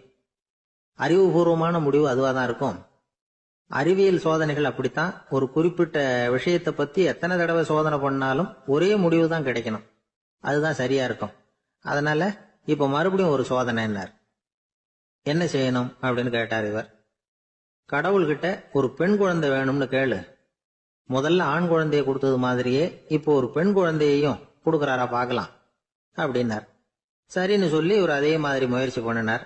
அதுக்கப்புறம் அவரு இந்த பெரியவர்கிட்ட வரவே இல்லை. கொஞ்ச காலம் கழிச்சு இவரே அவரை தேடிட்டு போய் கதவை தட்டினார். அவர் கதவை திறந்தார். என்ன ஆச்சு, கடவுள் கண் திறந்தாரா அப்படின்னு கேட்டார். அவரு, அந்த சமாச்சாரம்லாம் நமக்கு வேணாம் சார், முதல் தடவை அது ஏதோ தற்செயலா ஏற்பட்ட ஒரு சாதகம். இப்ப நீங்க 2வது தடவை சொன்ன பிறகு தினமும் கடவுளை வேண்டிக்கிட்டு தான் இருக்கிறேன், ஒன்னும் நடக்கல அப்படின்னார் ரொம்ப விரக்தியா. ஒரே ஒரு தோல்வியில உங்க நம்பிக்கையெல்லாம் பறந்து போயிடுது பாத்தீங்களா அப்படின்னார் அந்த பெரியவர். எல்லாம் நல்ல விதமா நடக்கிற வரைக்கும் நம்பிக்கை, எதிர்பார்த்தது தோல்வியில முடிஞ்சுட்டுதுன்னா அவநம்பிக்கை. மற்றவர்கள் பேர்ல வைக்கிற நம்பிக்கை எந்த நேரத்திலையும் விவகாரமாகி விடக்கூடிய சாத்தியம் உண்டு. நாம நம்பிக்கை வைக்க வேண்டியது நம்ம கிட்ட தான், நமக்குள்ள இருக்கிறார் கடவுள். எனவே நம்ம பேர்ல நாம வைக்கிற நம்பிக்கை தான் உண்மையான கடவுள் பக்தி. நிபந்தனையற்ற நம்பிக்கையா அது இருக்கணும். எல்லாம் நல்லபடியா நடந்துகிட்டு இருந்தா எந்த முட்டாளுக்கும் நம்பிக்கை வரத்தான் செய்யும் அப்படிங்கிறது ஒரு பெரியவர் கருத்து. தியானத்தின் மூலமா தான் உனக்குள்ள ஆழமா தோண்டுனா உன்னுடைய அடி ஆழத்துல நம்பிக்கை அப்படி ஊற்றெடுக்கும், அதை பார்க்க முடியும் அப்படிங்கிறது பெரியவர்கள் சிந்தனை. ஒரு குழந்தை அப்பாவை பார்த்து என்னப்பா பண்றேன்னு கேட்டுதான். பிரார்த்தனை பண்ணிட்டு இருக்கிறேன்னாராம் அப்பா. பிரார்த்தனை பண்ணுனா என்ன கிடைக்கும் அப்படின்னு கேட்டுதான் குழந்தை. எல்லாம் கிடைக்கும் அப்படின்னாராம் அப்பா. நீ வச்சிருக்கிறிய பேனா அது கூட கிடைக்குமான்னு கேட்டுதான் குழந்தை. ஓ, கிடைக்குமேன்னு இருக்கார். அப்படின்னா அந்த பேனாவை என்கிட்ட கொடுத்துரு, நீ பிரார்த்தனை பண்ணி வேற பேனா வாங்கிக்கோ அப்படின்னு தான் அந்த குழந்தை. ஒரு பெரிய நினைவு மண்டபம், அதுக்கு முன்னாடி ஒரு அப்பாவும் பிள்ளையும் நின்றுட்டு இருக்கிறாங்க. அந்த வழியா போறவங்க வர்றவங்க எல்லாம் அந்த இடத்துல நின்று அது என்ன மண்டபம் அப்படின்னு விசாரிக்க ஆரம்பிச்சாங்க. அந்த அப்பாவும் பிள்ளையும் தான் வர்றவங்களுக்கெல்லாம் விவரம் சொல்லிட்டு இருக்கிறாங்க. அதாவது இந்த இடத்துல ஒரு பெரிய மகான் சமாதி ஆயிருக்கார், அவர் சமாதியான இடத்துல இந்த நினைவு மண்டபத்தை கட்டி இருக்கிறோம் அப்படின்னாங்க. ஊர் பூரா இந்த செய்தி பரவிச்சு. நிறைய பேர் அந்த இடத்தை தேடி வர ஆரம்பிச்சாங்க. இங்க கொஞ்ச நேரம் உட்காந்துட்டு போனா மனசுக்கு ஒரு நிம்மதி கிடைக்குது அப்படின்னாங்க. அங்க இருந்த உண்டியல்ல நிறைய காசு போட்டுட்டு போறாங்க. பணம் கிடுகிடுன்னு நிறைய சேர ஆரம்பிச்சுட்டுது. பணம் நிறைய சேர்ந்த உடனே அந்த அப்பாவுக்கும் பிள்ளைக்கும் தகராறு வந்துட்டுது. பணம் சேர்ந்தாலே சொத்து தகராறு வரத்தானே செய்யும், அது மாதிரி வந்துட்டுது. பையன் அடிக்கடி நிறைய பணம் கேட்க ஆரம்பிச்சான். அப்பா பார்த்தார், யோசனை பண்ணார், ஒரு முடிவுக்கு வந்தார். ஒரு நாள் பையனை கூப்பிட்டார். இதை பாருப்பா, நமக்குள்ள தகராறு வேணாம். அப்பாவும் பிள்ளையும் இப்படி சண்டை போட்டுக்கிட்டா பார்க்குறவங்க தப்பாக நினைப்பாங்க. அதனால நமக்குள்ள சமரசமாக இதை தீர்த்துக்குவோம், என்ன சொல்கிற அப்படின்னார் அப்பா. சரி நான் பையன். உடனே அந்த அப்பா என்ன பண்ணார் தெரியுமா? மகன்கிட்ட கொஞ்சம் பணத்தை கொடுத்தார். தன்கிட்ட இருந்த ஒரு கழுதையையும் கொடுத்தார். இதை வச்சு நீ பொழைச்சிக்கோ அப்படின்னு சொல்லி அனுப்பி வச்சுட்டார். மகன் அந்த கழுதையை எடுத்துக்கிட்டு அடுத்த ஊருக்கு போனான். வழியிலேயே அந்த கழுதை செத்து போச்சு. உடனே என்ன பண்ணலாம்னு யோசனை பண்ணான். ஒரு ஐடியா வந்தது. அந்த கழுதையை ஒரு சாலை ஓரமாக புதைச்சான். கையில் இருந்த பணத்தை வச்சு அந்த இடத்துல ஒரு கல் மண்டபம் கட்டினான். அந்த வழியாக 2 பேர் வந்தாங்க. இது என்ன மண்டபம்னு விசாரிச்சாங்க. இந்த இடத்துல ஒரு பெரிய மகான் சமாதி ஆயிருக்கிறார் அப்படின்னா. இந்த செய்தி ஊர் பூரா பரவ ஆரம்பிச்சுட்டுது. நிறைய பேர் வந்து போக ஆரம்பிச்சாங்க. இங்கே வந்தால் மனசுக்கு ஒரு பெரிய நிம்மதி கிடைக்குது அப்படின்னு வேற சொல்ல ஆரம்பிச்சாங்க. வர வர கூட்டம் அதிகமாக வர ஆரம்பிச்சுட்டுது. உண்டியல்ல பணம் நிறைய சேர்ந்துட்டுது. நகையெல்லாம் கூட கழட்டி காணிக்கையா போட ஆரம்பிச்சுட்டாங்க. அப்பாவை விட மகன் பெரிய ஆளாயிட்டான். இதை கேள்விப்பட்டார் அப்பா. பையனை பார்த்துட்டு வரலாம்னு ஒரு நாள் புறப்பட்டு வந்தார். பையன் ஓஹோன்னு இருக்கிறான். பங்களா, காரு எல்லாம் வந்துட்டுது. எப்படிடா இந்த அளவுக்கு ஆனே அப்படின்னு விசாரிச்சார். அப்பா, எல்லாம் உங்க ஆசீர்வாதம் தான். நீங்க கொடுத்த மூலதனத்தை வச்சுதான் இவ்வளவும் சம்பாதிச்சேன் அப்படின்னு நான் பையன். அது எப்படிறான்னு விசாரிச்சார். அப்பா, நீங்க ஒரு கழுதை குட்டியும் கொஞ்சம் பணமும் என்கிட்ட கொடுத்து அனுப்பி வச்சிங்க. அதை எடுத்துக்கிட்டு வந்தேன். வர்ற வழியில் அந்த கழுதை செத்து போச்சு. உடனே யோசனை பண்ணேன். அந்த கழுதையை இந்த இடத்துல புதைச்சேன். கையில் இருந்த பணத்தை வச்சு மண்டபம் கட்டினேன். மகான் ஒருத்தர் சமாதி ஆயிருக்கார் அப்படின்னு வதந்தியை கிளப்பி விட்டேன். ஜனங்கள்லாம் ஏமாந்து போய் காசை கொண்டாந்து போட ஆரம்பிச்சிட்டாங்க. நான் பொழைச்சிக்கிட்டு இருக்கிறேன் அப்படின்னா. இப்போதான்டா நீ என் புள்ள அப்படின்னு சொல்லி சந்தோஷப்பட்டாரான் அந்த அப்பா. ஏன் அப்படி சொல்றீங்கன்னு கேட்டிருக்கான் பையன். கழுத குட்டியை புதைச்சி மண்டபம் கட்டியிருக்கிற நீ, ஏற்கனவே நம்ம ஊர்ல நாம கட்டியிருக்கிறோமே மண்டபம், அது இந்த கழுதையோட அம்மாவை புதைச்ச இடம். மகான் சமாதி ஆயிருக்காருன்னு நானும் சும்மா கப்சா தான் விட்டுக்கிட்டு இருக்கேன் அப்படின்னாரான் அப்பா. முட்டாள் ஜனங்களை நினைச்சு அந்த 2 பேரும் சத்தம் போட்டு சிரிச்சாங்களாம். மனுஷன் ஏமாத்துறது ரொம்ப சுலபம். என் கூட படிச்ச ஒருத்தன் திடீர்னு ஒரு நாள் எல்லாருக்கும் அருள் வாக்கு சொல்ல ஆரம்பிச்சுட்டான். அவன் ஒரு ஆபீஸ்லயும் வேலை பார்க்கறான். ஆபீஸ்ல உள்ளவங்கெல்லாம் அவங்ககிட்ட வந்து அருள் வாக்கு கேட்கறது வழக்கம். ஒரு நாள் நான் முன்னாடி போய் உட்காந்து பேசிக்கிட்டு இருந்தேன். அப்போ அதே ஆபீஸ்ல வேலை பார்க்குற ஒருத்தர் அவங்ககிட்ட வந்து, சுவாமி, என் மேஜையில வச்சிருந்த பேனா திடீர்னு காணாம போட்டுது, அது திரும்ப கிடைக்குமா எனக்கு அப்படின்னு கேட்டார். இவன் கண்ணை உருட்டி பார்த்துட்டு, அது உனக்கு கிடைக்காது, புதுசா வேற ஒன்று வாங்கிக்கப்போ அப்படின்னா. சரின்னு அவர் போயிட்டார். அவர் போனதுக்கு அப்புறம் நான் மெதுவா இவனை பார்த்து, அது எப்படிடா அது உனக்கு கிடைக்காதுன்னு அவ்வளவு உறுதியா அவர்கிட்ட சொன்னேன் அப்படின்னு கேட்டேன். இவன் மெதுவா என் காதுகிட்ட வந்து, அந்த பேனாவை கிளப்புனதே நான் தான் அப்படிங்கிறான். ஒரு ஊர்ல ஒரு ஆள் இருந்தான். தையல் கடை வச்சிருந்தான். அவங்கிட்ட ஒருத்தன் ஒரு சட்டை துணி எடுத்து கொடுத்து தைக்க சொல்லியிருந்தான். வர்ற சனிக்கிழமை வா, வந்து வாங்கிட்டு போ அப்படின்னு அவன் சொல்லியிருந்தான். அதே மாதிரி இவன் வந்தான். அவன் தச்சு வச்சிருந்த சட்டையை கொடுத்தான். இவன் வாங்கி அங்கேயே போட்டு பார்த்தான். கை நீளம் ஒண்ணுக்கு ஒண்ணு வித்தியாசமா இருந்தது. வலது கை இடது பக்கத்தை விட நீளம் குறைச்சலா இருந்தது. அவன் முணுமுணுக்க ஆரம்பிச்சுட்டான். என்ன இது இப்படி தைச்சுட்டியேன்னு. இதுக்கு அவன் சொன்னான், ஐயையோ, இதுக்காகவா சங்கடப்படுறீங்க? வலது கையை மட்டும் கொஞ்சம் உள்ள இழுத்தாப்புல வச்சுக்கிட்டீங்கன்னா சரியா போகுது. மற்றபடி அந்த சட்டையில உள்ள கலை அம்சத்தை கவனிங்க. எவ்வளவு அற்புதமா தைச்சிருக்கேன் பாருங்க. ஒரு சின்ன குறைய வந்து இப்படி எல்லாம் பொருட்படுத்த வேண்டியதில்லை. நான் சொன்னது மாதிரி கையை கொஞ்சம் உள்ள இழுத்தது மாதிரி வச்சுக்கிட்டு நடந்து போங்க, ஜோரா இருக்கும் அப்படின்னா. அவனும் யோசிச்சு பார்த்தான். சரியான யோசனையா தான் தோணுச்சு. கொஞ்சம் முயற்சி பண்ணி வலது கையை கொஞ்சம் உள்ள இழுத்து சட்டை சரியா இருக்கிறது மாதிரி பண்ணிட்டான். இப்ப மறுபடியும் ஒரு பிரச்சனை. வலது கையை உள்ள இழுத்த மாதிரி அப்படியே வச்சுக்கிட்டதும் முதுகு பக்கம் கொஞ்சம் துணி தளர்த்தியா தொங்குறது மாதிரி தெரிஞ்சது. என்ன இது, முதுகு பக்கம் துணி குவிஞ்சுட்டுதே, தொங்குதே அப்படின்னா மறுபடியும், அடடா, இதுக்காகவா கவலைப்படுறீங்க? உடம்ப அதுக்கு தகுந்த மாதிரி கொஞ்சம் வளைச்சிக்கிட்டா சரியா போடுது. இதுக்காக அந்த அழகான தையலை பிரிச்சு அதுல உள்ள கலை அம்சத்தை கெடுக்கிறதுக்கு என் மனசு இடம் தரல. எவ்வளவுக்கு தளர்த்தியா இருக்கோ அவ்வளவுக்கு கொஞ்சம் உடம்ப வளைச்சி அப்படி குனிஞ்சது மாதிரி போங்க போதும் அப்படின்னா. அதுவும் நல்ல யோசனையா தான் பட்டுது இவனுக்கு. சரின்னு சொல்லிவிட்டு புறப்பட்டான். தெருவில் இறங்கினான். கையை கொஞ்சம் உள்ள இழுத்தான். உடம்ப கொஞ்சம் முன்னால வளைச்சான், சட்டைக்கு தகுந்த மாதிரி உடம்ப பண்ணிக்கிட்டான், மெதுவா நடந்து போறான். இப்போ எதிரில் இன்னொருத்தன் வரான், இவனை பாக்குறான், இவன் போட்டிருக்கிற சட்டையை பாக்குறான், ஆஹா அற்புதம்ங்கிறான். சும்மா சொல்லக்கூடாது, ரொம்ப நல்லா இருக்கு, நிச்சயமா இது இந்த ஊர் மேல தெருவில் இருக்கிற ஒருத்தன் இருக்கானே, அவன் தச்சதா தான் இருக்கணும் அப்படின்னா. இதை கேட்டதும் அவனுக்கு ஆச்சரியம், எப்படி அவ்வளவு கரெக்டா கண்டுபிடிச்சிங்க அப்படின்னு கேட்டிருக்கான். இதுக்கு அந்த வழிபோகன்னு சொன்னானா, அவன் ரொம்ப கெட்டிக்காரன், உங்களை மாதிரி உடம்பும் கையும் வளைஞ்சு போன ஒரு ஆசாமிக்கு அவனை தவிர வேற யாராலேயும் இவ்வளவு பொருத்தமான ஒரு சட்டையை தைக்க முடியாது அப்படின்னானா. பாருங்க, அவனுக்காக இவன் அனுசரிக்க போய் இவனோட நிலைமை எப்படி ஆயிடுது பாருங்க. இதே மாதிரிதான் சில சடங்குகளும் சம்பிரதாயங்களும் நம்மளை கோமாளி ஆக்கி விட்டுரும். எதுவா இருந்தாலும் அதுல அறிவுபூர்வமான அணுகுமுறை அவசியம். ஒரு நர்ஸ் அவசரமா ஓடி டாக்டர் கிட்ட சொல்லிச்சான், டாக்டர் ஒரு தப்பு நடந்து போச்சு, 10ஆம் நம்பர் பெட்ல இருக்கிற பேஷண்ட்டுக்கு காலில் ஆபரேஷன் பண்றதுக்கு பதிலாக கையில ஆபரேஷன் பண்ணி விட்டீங்க. கை ஆபரேஷன் பண்ணிக்க வேண்டிய ஆள் 7ஆம் நம்பர் பெட்ல இருக்கார் அப்படின்னு தான். அதுக்கு ஒரு பதட்டப்படாம சொன்னாராம், பரவாயில்ல இவரை தூக்கி 7ஆம் நம்பர் பெட்ல போட்டுரு அப்படின்னு. ஒருத்தர் ஓடி வந்தார், இன்னொருத்தரை பார்த்து, சார் உங்க சைக்கிளை ஒரு நாள் இரவல் கொடுங்களேன், பக்கத்து ஊருக்கு போயிட்டு வர வேண்டியிருக்கு அப்படின்னார். இவர் சைக்கிளை கொடுத்து பத்திரமா கொண்டுட்டு போங்கன்னார். சார் இதை பத்திரமா கொண்டு போறேன், கவலையே வேணாம், ஏன்னா இது உங்களோட சைக்கிள் அப்படின்னு நான் நினைக்கல, என்னோட சைக்கிளா நினைக்கிறேன் அப்படின்னார். அதுக்கப்புறம் தான் இவருக்கு உண்மையாவே பயம் வந்துட்டுது. ஏன்னா அவர் சொன்னது மாதிரி அதை தன்னோட சைக்கிளாவே நினைச்சு தள்ளிட்டு போட்டா என்ன பண்றது? எது எதை நம்முடையதா நினைக்கணுங்கிறதுக்கு ஒரு வரையறை இருக்கு. சில பேர் ஆபீஸையே வீடா நினைச்சு விடுறது உண்டு. அப்படிப்பட்டவங்க கூட வீட்டை ஆபீஸா நினைக்கிறது இல்லை. ஏன்னா வீட்டில் இவர் ஆபீசரா நடந்துக்க முடியறதில்ல. இதெல்லாம் ஒரு பக்கம் இருக்கட்டும், இப்போ விஷயத்துக்கு வருவோம். பொறியியல் மேதை டாக்டர் விஸ்வேஸ்வரய்யா இருந்தார் இல்லையா, பாரத ரத்னா விருதெல்லாம் கொடுத்தாங்களே. ஆபீஸ் வேலை வேற, சொந்த வேலை வேற அப்படிங்கிறதுக்கு ஒரு உதாரணமா இருந்தவர் அவர். மைசூர் மகாராஜா கிட்ட திவானா இருந்தார். அவர் ஒரு நாள் அரசாங்க வேலை காரணமா வெளியூர் போயிருந்தார். ஹாசன்கிற ஊருக்கு பக்கத்துல ஒரு பயண மாளிகை, அங்க தங்கிவிட்டார். ராத்திரி அங்க தங்கி இருந்துட்டு விடிஞ்சதும் ஊருக்கு திரும்புறதாக திட்டம். ராத்திரி தூங்கறதுக்கு ரொம்ப நேரம் ஆயிட்டுது. ரொம்ப நேரம் வரைக்கும் அரசாங்க சம்பந்தப்பட்ட வேலைகளையே பார்த்துக்கிட்டு இருக்கிறார்.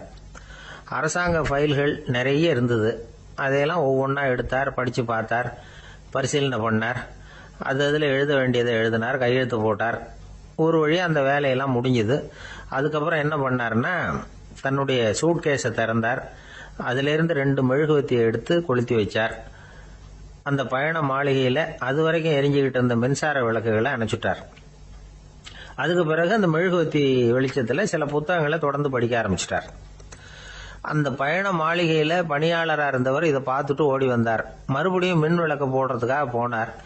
விஸ்வேஸ்வரய்யா அதை பார்த்துட்டு போட வேணாம்ட்டாராம். இதுவரைக்கும் நான் அரசாங்க அலுவல்களை கவனிச்சுக்கிட்டு இருந்தேன், அதனால மின் விளக்குகள் அப்போ எரிஞ்சதில் தப்பு இல்லை. இப்போ நான் புத்தகம் படிச்சுக்கிட்டு இருக்கேன், இது என்னுடைய சொந்த வேலை. இங்கே இருக்கிற மின் விளக்கு அதுக்காக ஏன் எரியணும் அப்படின்னு கேட்டாராம். இப்போ இருக்கிற சில அரசு பணியாளர்கள் கிட்ட இந்த சம்பவத்தை பேச்சோட பேச்சா சொல்லி பார்த்தேன். அவங்களால இதை ஜீரணிக்கவே முடியல. நேர்மை தேவைதான் சார், அதுக்காக அவ்வளவு தூரத்துக்கு அது தேவையா அப்படிங்கிறாங்க. விஸ்வேஸ்வரய்யா அப்படி பண்ணினது தான் ஒரு நேர்மையாளர் அப்படின்னு இந்த உலகத்துக்கு நிரூபிக்கணுங்கிறதுக்காக இல்லை. தான் அப்படி நடந்து காட்டினா தன்னை சுற்றி இருக்கிறவங்களும் அதை கேள்விப்படுறவங்களும் முடிஞ்ச அளவுக்கு பொது வாழ்க்கையில் அரசு பணியில் நேர்மையை கடைபிடிக்க முயற்சி பண்ணலாமே அப்படிங்கிறதுக்காகத்தான். இப்பவும் சில பேர் இருக்கிறாங்க, இவங்க ஆபீஸ் வேற வீடு வேறன்னு நினைக்கிறது இல்லை, அவ்வளவு உரிமை. ஒருத்தர் அப்படிதான், அவருக்கு அவசரமா 5000 ரூபாய் தேவைப்பட்டது. ஆபீஸ் பணத்தை எடுத்துக்கிட்டார். அந்த நேரம் பார்த்து ஆடிட் வந்துட்டுது. ஆப்பிட்டுக்கிட்டார். விசாரணை நடக்குது. அவர் சொல்றார், சார் நான் நேரம் காலம் பார்க்காம ஆபீஸில் வேலை செய்வேன், ஏன்னா அதை என்னோட ஆபீஸா நினைக்கிறேன். அவசரத்துக்கு அந்த பணத்தை எடுத்தேன், மறுபடியும் வச்சுடலாம்னு தான் இருந்தேன், அதுக்குள்ள இப்படி ஆயிட்டுது. நீங்க என்ன நினைச்சாலும் சரி, நான் ஆபீஸ் வேற வீடு வேற அப்படின்னு நினைக்கிறது இல்லை, அது என்னோட சுபாவம் அப்படின்னார். விசாரணை பண்ணவர் தீர்ப்பு வழங்கினார். உங்க சுபாவத்துக்கு மதிப்பு கொடுத்து நானும் தீர்ப்பு வழங்குறேன். நீங்க கொஞ்ச நாள் ஜெயிலில் இருந்துட்டு வாங்க, அது உங்களுக்கு கஷ்டமா இருக்காதுன்னு நினைக்கிறேன். ஏன்னா அங்க போனாலும் நீங்க உங்க சுபாவப்படி வீடு வேற ஜெயில் வேறன்னு நினைக்க மாட்டீங்க அப்படின்னா. சில பேரை இப்படி சொல்றது உண்டு. அடுத்தவங்களை அனுசரித்து நடந்துக்க தெரியல, அவன் என்ன சார் மனுஷன் அப்படிம்பாங்க. சக மனிதர்களோட எப்படி பழகிறது அப்படின்னு தெரியாததுனாலேயே பல பேர் இன்னைக்கு சங்கடப்பட்டுக்கிட்டு இருக்கிறாங்க. வசதி வாய்ப்பெல்லாம் சரியா இருக்கும், ஆனால் வாழ்க்கை சரியா இருக்காது. இன்னொருத்தர்கிட்ட எப்படி பேசுறது பழகிறதுங்கிறது தெரியாததுனால தான் இந்த அவஸ்தை. சரி, இந்த அவஸ்தை இல்லாமல் வாழறது எப்படி? இதுக்கு அனுபவசாலிகள் சில வழிமுறைகளை சொல்றாங்க. அதெல்லாம் என்னென்னங்கிறத இப்போ தெரிஞ்சுக்குவோம். முதல்ல நம்ம நாக்கு நம்ம கண்ட்ரோலில் இருக்கணும். வார்த்தைகளை கொட்டிவிட்டு அதுக்கப்புறம் அள்ள முடியாமல் கடந்து கஷ்டப்படக்கூடாது. எப்படி பேசுகிறோங்கிறதும் முக்கியம், பேசுகிறப்ப எப்படி முகத்தை வச்சிருக்கிறோங்கிறதும் முக்கியம். அன்பாக பேசினாலும் நல்லா இருக்கும்.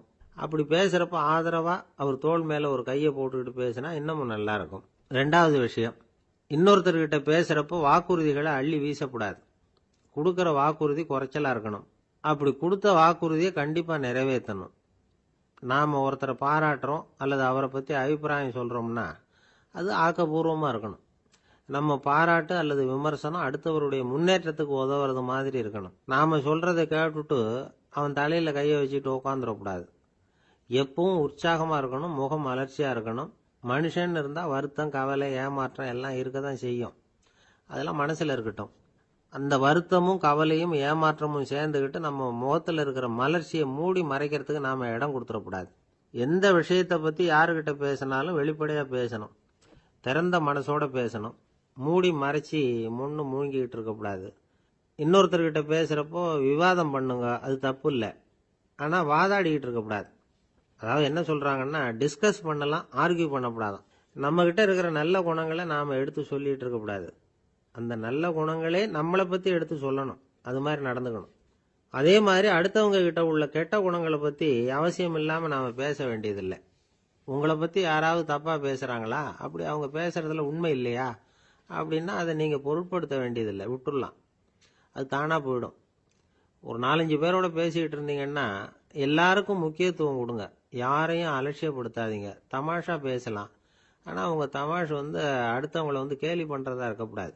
நமக்கு கிடைக்க வேண்டியது கிடைக்கலையே அப்படிங்கிற தவிப்பு நம்மகிட்ட இருக்கக்கூடாது, அது தேவையில்லை. உங்கள் செயல்பாடுகள் தெளிவாக இருக்கட்டும், பாராட்டு தானாக அவங்கள தேடிட்டு வரும். இன்னொரு மனுஷனுடைய மனசில் கௌரவமான ஒரு இடத்த பிடிக்கணும்னா நாம் இந்த குணத்தையெல்லாம் நம்மகிட்ட வளர்த்துக்கணும். இதெல்லாம் அனுபவசாலிகள் சொல்லியிருக்கிற குறிப்புகள். இந்த குறிப்புகளை சரியாக புரிஞ்சுக்கணும், அது முக்கியம். தப்பாக புரிஞ்சுக்கிட்டா என்ன ஆகும் தெரியுமா? இதை கேளுங்க. ஒருத்தர் வந்தார், சார் அடுத்தவங்க தோள் மேலே கையை போட்டுக்கிட்டு அன்பாக பேசணும்னு சொன்னீங்க, அப்படி தான் பேசினேன். அவர் முதுகை கூட தட்டி கொடுத்தேன், என் வேலை போயிட்டுது சார், வீட்டுக்கு அனுப்பிச்சிட்டாங்க அப்படின்னார். யாருக்கிட்ட அப்படி பேசுனீங்கன்னு கேட்டோம்.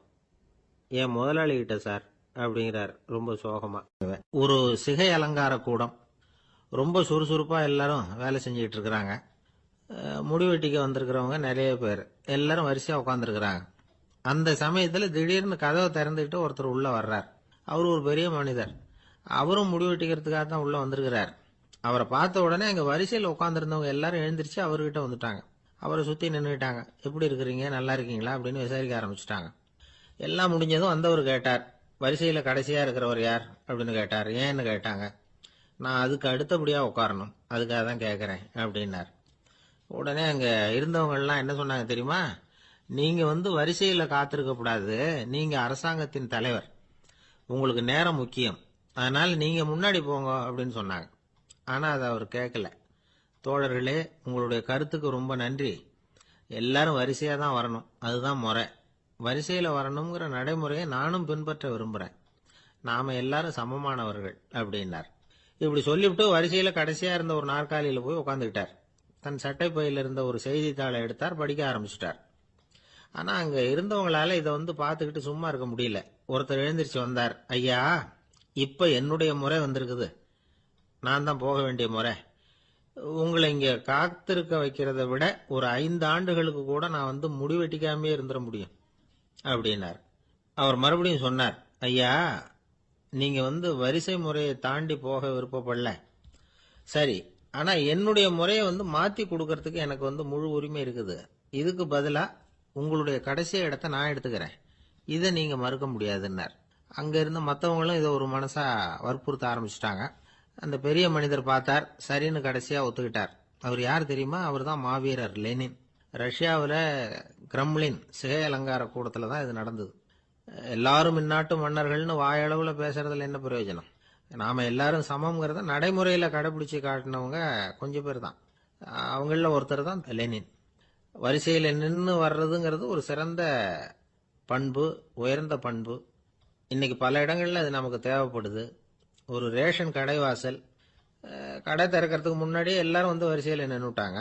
கடைசியா வந்த ஒருத்தர் கியூவில் முன்னாடி போறதுக்கு முயற்சி பண்றார். ஏற்கனவே நின்றுட்டு இருக்கிறவங்க அவரை முன்னாடி போறதுக்கு விட மாட்டேங்கிறாங்க. கடைசியா போய் நில்லையா அப்படின்னு எல்லாரும் கத்துறாங்க. அது அவர் காதுல வாங்கல. முண்டி அடிச்சுக்கிட்டு முன்னாடி போறதுக்கே முயற்சி பண்ணிட்டு இருக்கிறார். எல்லாரும் சேர்ந்து அவரை வலுக்கட்டாயமா இழுத்து கொண்டாந்து பின்னாடி கொண்டு போய் நிறுத்திவிட்டாங்க. நிறுத்திவிட்டு சொன்னாங்க, அதை பாருப்பா, நாங்க இருக்கிற வரைக்கும் நீங்க முன்னாடி போய் எதையும் வாங்க முடியாது, தெரிஞ்சுக்கோ அப்படின்னாங்க. இப்போ அந்த ஆள் சொன்னாராம், நான் இங்க பின்னாடி நிக்கிற வரைக்கும் நீங்களும் எதுவும் வாங்க முடியாது அப்படின்னாராம். ஏன்னு கேட்டிருக்கிறாங்க. நான் தான் அந்த கடையை திறக்க வேண்டிய ஆள் அப்படின்னா. அங்க நபிகள் நாயகம் உட்கார்ந்துருக்கிறார். அந்த சமயம் அம்மா அங்க வர்றாங்க. அவங்க கையில திராட்சை பழ கொத்து, அதை கொண்டுகிட்டு வந்து நபிகள் கிட்ட கொடுக்குறாங்க. சாப்பிடுங்க அப்படின்னு சொல்லி ரொம்ப அன்பா வேண்டிக்கிறாங்க. நபிகள் நாயகமும் ரொம்ப பிரியமா அதை வாங்கிக்கிட்டார். அதுக்கப்புறம் அதை சாப்பிட ஆரம்பிச்சார். நபிகள் நாயகம் மதீனாவில் தங்கி இருந்தப்போ இது மாதிரி நிறைய பேர் பழங்களையும் தின்பண்டங்களையும் கொண்டுட்டு வந்து கொடுக்கறது வழக்கம். நபிகள் நாயகம் என்ன பண்ணுவார்னா அதையெல்லாம் வாங்குவார். உடனே பக்கத்தில் இருக்கிற தோழர்கள் எல்லாருக்கும் பகிர்ந்து கொடுப்பார், தானும் சாப்பிடுவார். இதுதான் எப்போதும் வழக்கம். ஆனா இந்த தடவை என்னாச்சு தெரியுமா? அவர் அப்படி பண்ணல.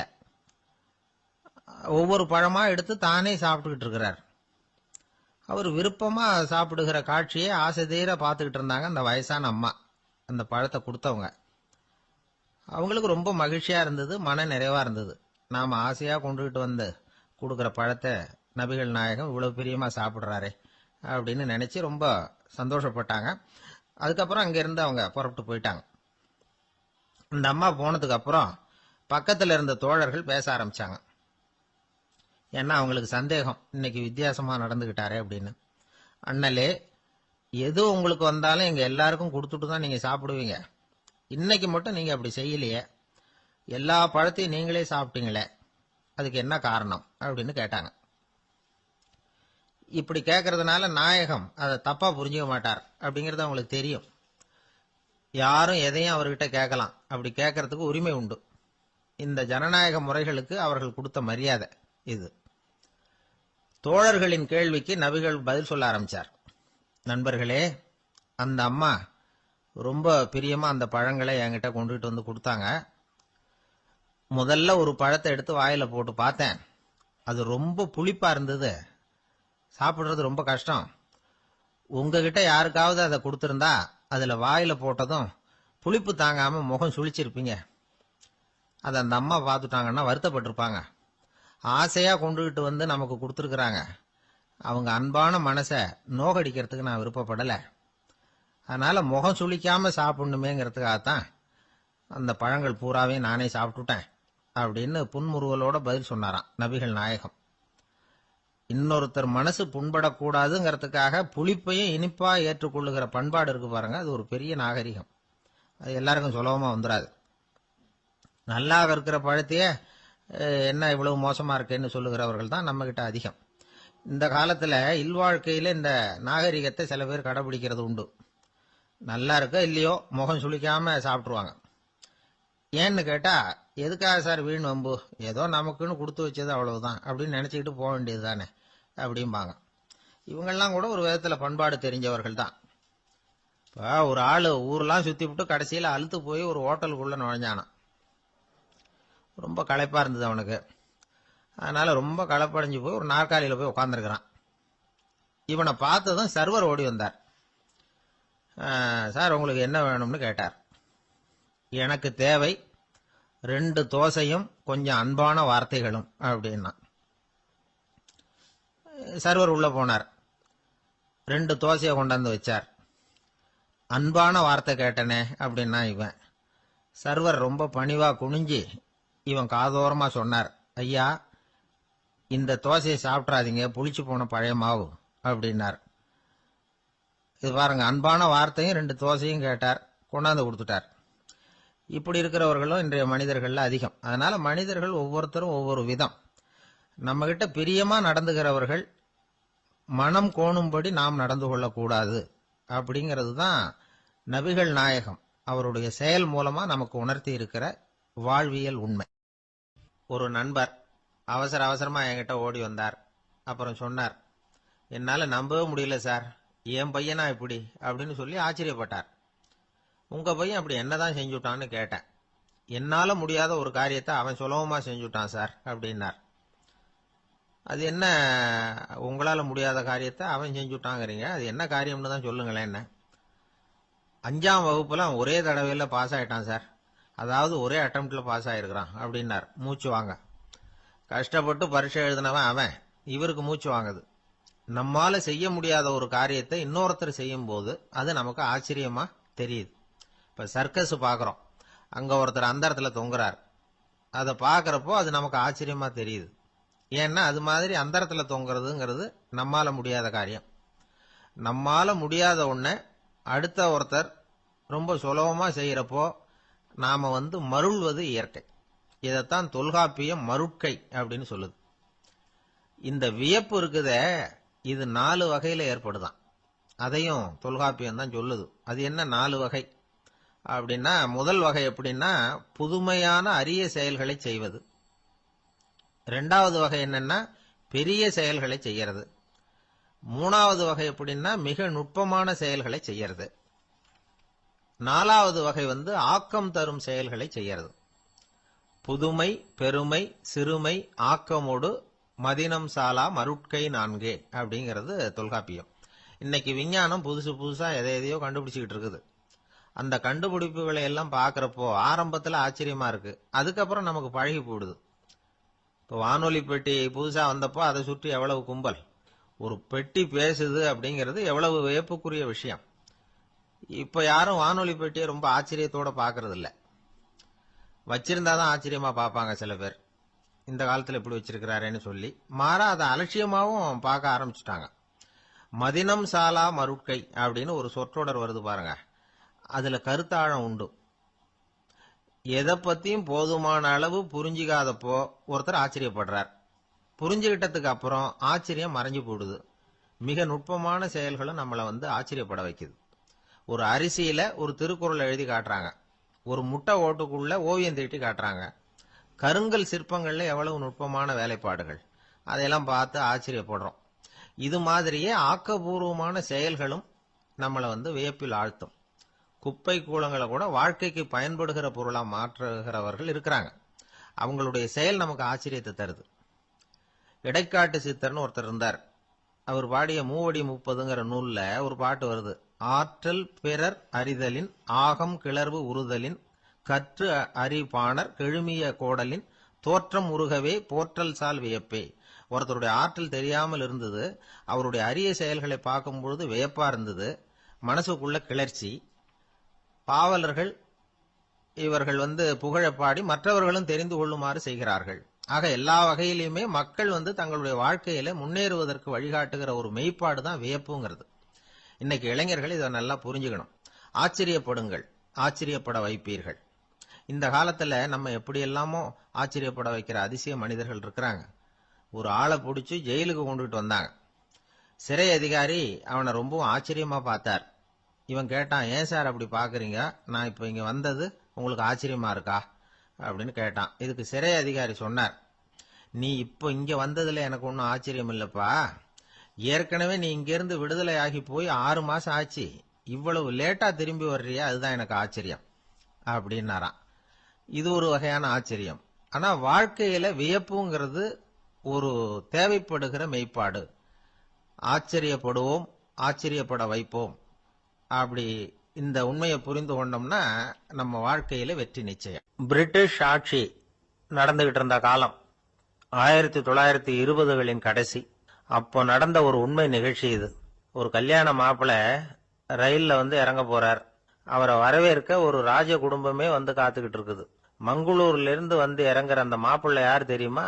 ஒரு நாய். உண்மைதான், அந்த நாய்க்கு தான் கல்யாணம். சுதேசி சமஸ்தானத்து மன்னர்கள்ல ஒருத்தர் ஜூனாகட் மகாராஜா.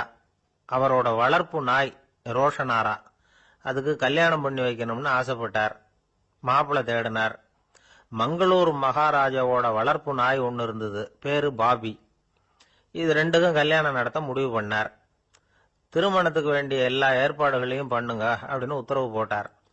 ஆயிரக்கணக்கான அழைப்புதழ்கள், பல சமஸ்தான மன்னர்கள், ஜமீன்தார்கள், பிரிட்டிஷ் அதிகாரிகள், பெரிய பணக்காரங்க, இப்படி நிறைய பேருக்கு அழைப்புதழ்கள் அனுப்பி வச்சாங்க. பத்திரிகையை பார்த்தவங்க எல்லாம் திகைச்சு போயிட்டாங்களாம். இருந்தாலும் என்ன பண்றது, ராஜாவே அழைக்கிறார், போகாம இருக்க முடியுமா? அந்த சமயத்துல நாட்டின் கவர்னர் ஜெனரலா இருந்தவர் இர்வின் பிரபு, அவருக்கும் ஒரு பத்திரிகை போயிருக்குது. வாங்கி பார்த்ததும் அவருக்கு பயங்கர எரிச்சல். உடனே குப்பை தொட்டியில போட்டுட்டாராம். மாட்சிமை தங்கிய பிரிட்டன் சக்கரவர்த்தியின் பிரதிநிதியான தன்னை கேவலம் ஒரு நாயின் திருமணத்துக்காக அழைக்கிறதா அப்படின்னு அவருக்கு ஆத்திரம். இருந்தாலும் கல்யாணம் பிரமாதமா நடந்துதான். கல்யாணத்தன்னைக்கு பொண்ணுக்கு ஸ்பெஷல் குளியல், தண்ணீருக்கு பதிலாக வாசனை திரவியங்கள், பன்னீர், குளிச்சதுக்கு அப்புறம் அலங்காரம், வைர மாலை, முத்து மாலை, ஏகப்பட்ட அலங்காரம். மாப்பிள்ளையை அழைக்கிறதுக்கு ரயில்வே ஸ்டேஷன்ல ராஜ குடும்பமே காத்துக்கிட்டு இருக்குது. அவங்களோட வளர்ப்பு நாய்கள் 250. அத்தனை நாய்களுக்கும் பட்டு துணி போத்தி இருக்குது. முத்து வடங்கள் அணிவிச்சிருக்கிறாங்க. எல்லாம் ராஜ நாய்கள். அதுகளையும் வீதியில நடக்க விடலையாம். அதுகளை சுமந்துகிட்டு போக அலங்கரிக்கப்பட்ட யானைகள் காத்துக்கிட்டு இருக்குதாம். மாப்பிள்ளைக்கு வரவேற்பு எப்படி தெரியுமா? அது நடந்து வர்ற பாதை பூரா ரத்தன கம்பளம் விரிச்சிருக்குது. 2 பக்கமும் ராஜாங்க அதிகாரிகள் கைகட்டி நிக்கிறாங்க.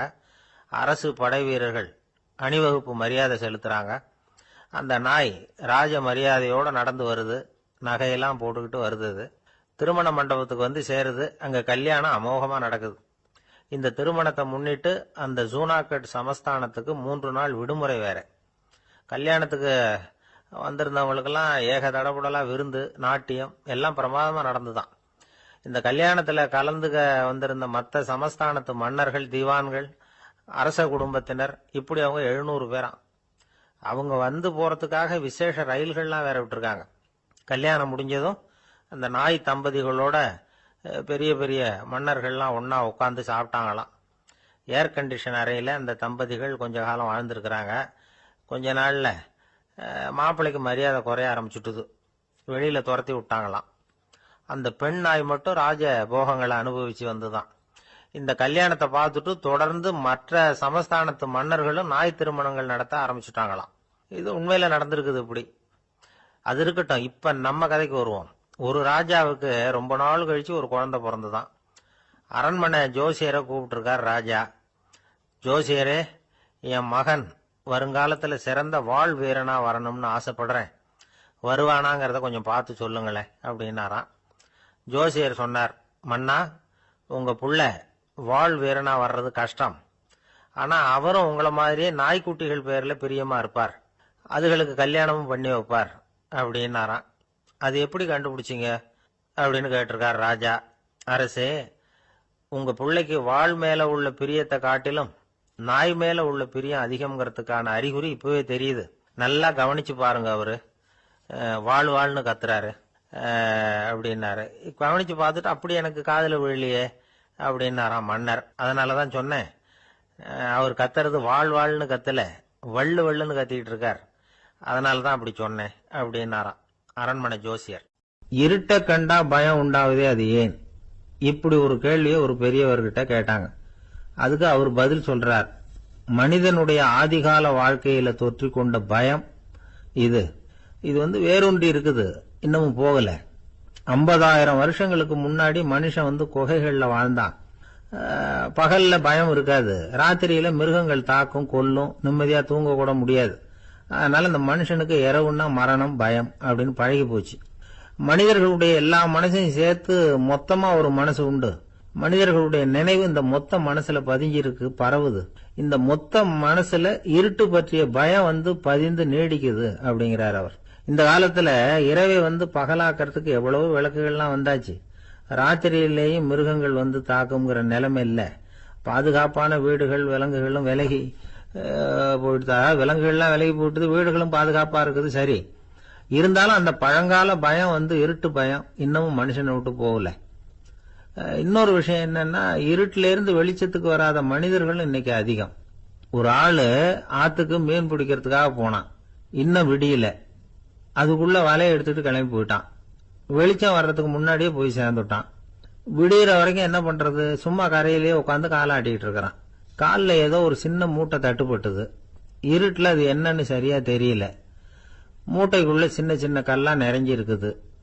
சும்மா பொழுது போகணுமேங்கிறதுக்காக இவன் அந்த மூட்டைக்குள்ள இருந்து ஒவ்வொரு கல்லா எடுத்து ஆத்துல வீசிக்கிட்டு இருக்கிறான். விடியற வரைக்கும் வேற வேலை இல்லைங்கிறதுனால எப்படி செஞ்சுக்கிட்டே உட்காந்துருக்கிறான். கிழக்க மெதுவா வெளிச்சம் தெரிய ஆரம்பிச்சது. பொழுது விடியறதுக்கான அறிகுறி. இதுக்குள்ள அந்த மூட்டையில இருந்த எல்லா கல்லையும் எடுத்து வீசி எறிஞ்சுட்டான். கடைசியா ஒரே ஒரு கல்லு மட்டும்தான் கையில பாக்கி இருந்தது.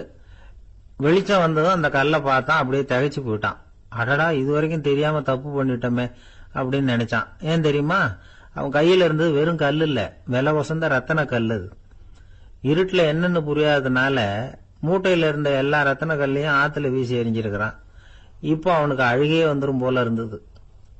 வாழ்க்கையை வந்து வசதி ஆக்கிக்கிறதுக்கான வாய்ப்பு அவனுக்கு இருந்தது. இருந்தாலும் இருட்டுல அதை இழந்துட்டான். அந்த வகையில அவனுக்கு கொஞ்சம் அதிர்ஷ்டம் இருந்திருக்குது. அதாவது ஏதோ ஒரு வகையில இருந்திருக்குது. அதனாலதான் அந்த கடைசி கல்ல எரியறதுக்குள்ள வெளிச்சம் வந்துட்டுது. பல பேருக்கு அந்த அளவு கூட அதிர்ஷ்டம் வர்றதில்ல. எல்லாத்தையும் வீசினதுக்கு அப்புறம் தான் வெளிச்சம் வரும். என்னன்னு விவரம் தெரியாமலே எழுந்திரிச்சு வந்துருவாங்க. வாழ்க்கைங்கிறது ஒரு பெரிய புதையல். அதை புரிஞ்சிக்காம வந்து மனுஷன் வந்து அதை வீசி எரிஞ்சுக்கிட்டு இருக்கான் அப்படிங்கறது தான் பெரியவங்க கருத்து. சில பேருக்கு புரிஞ்சுக்கிற நேரம் வரும், அதுக்குள்ள வாழ்நாள்லாம் ஓடி போயிருக்கும். அதுக்கப்புறம் என்ன பண்றது?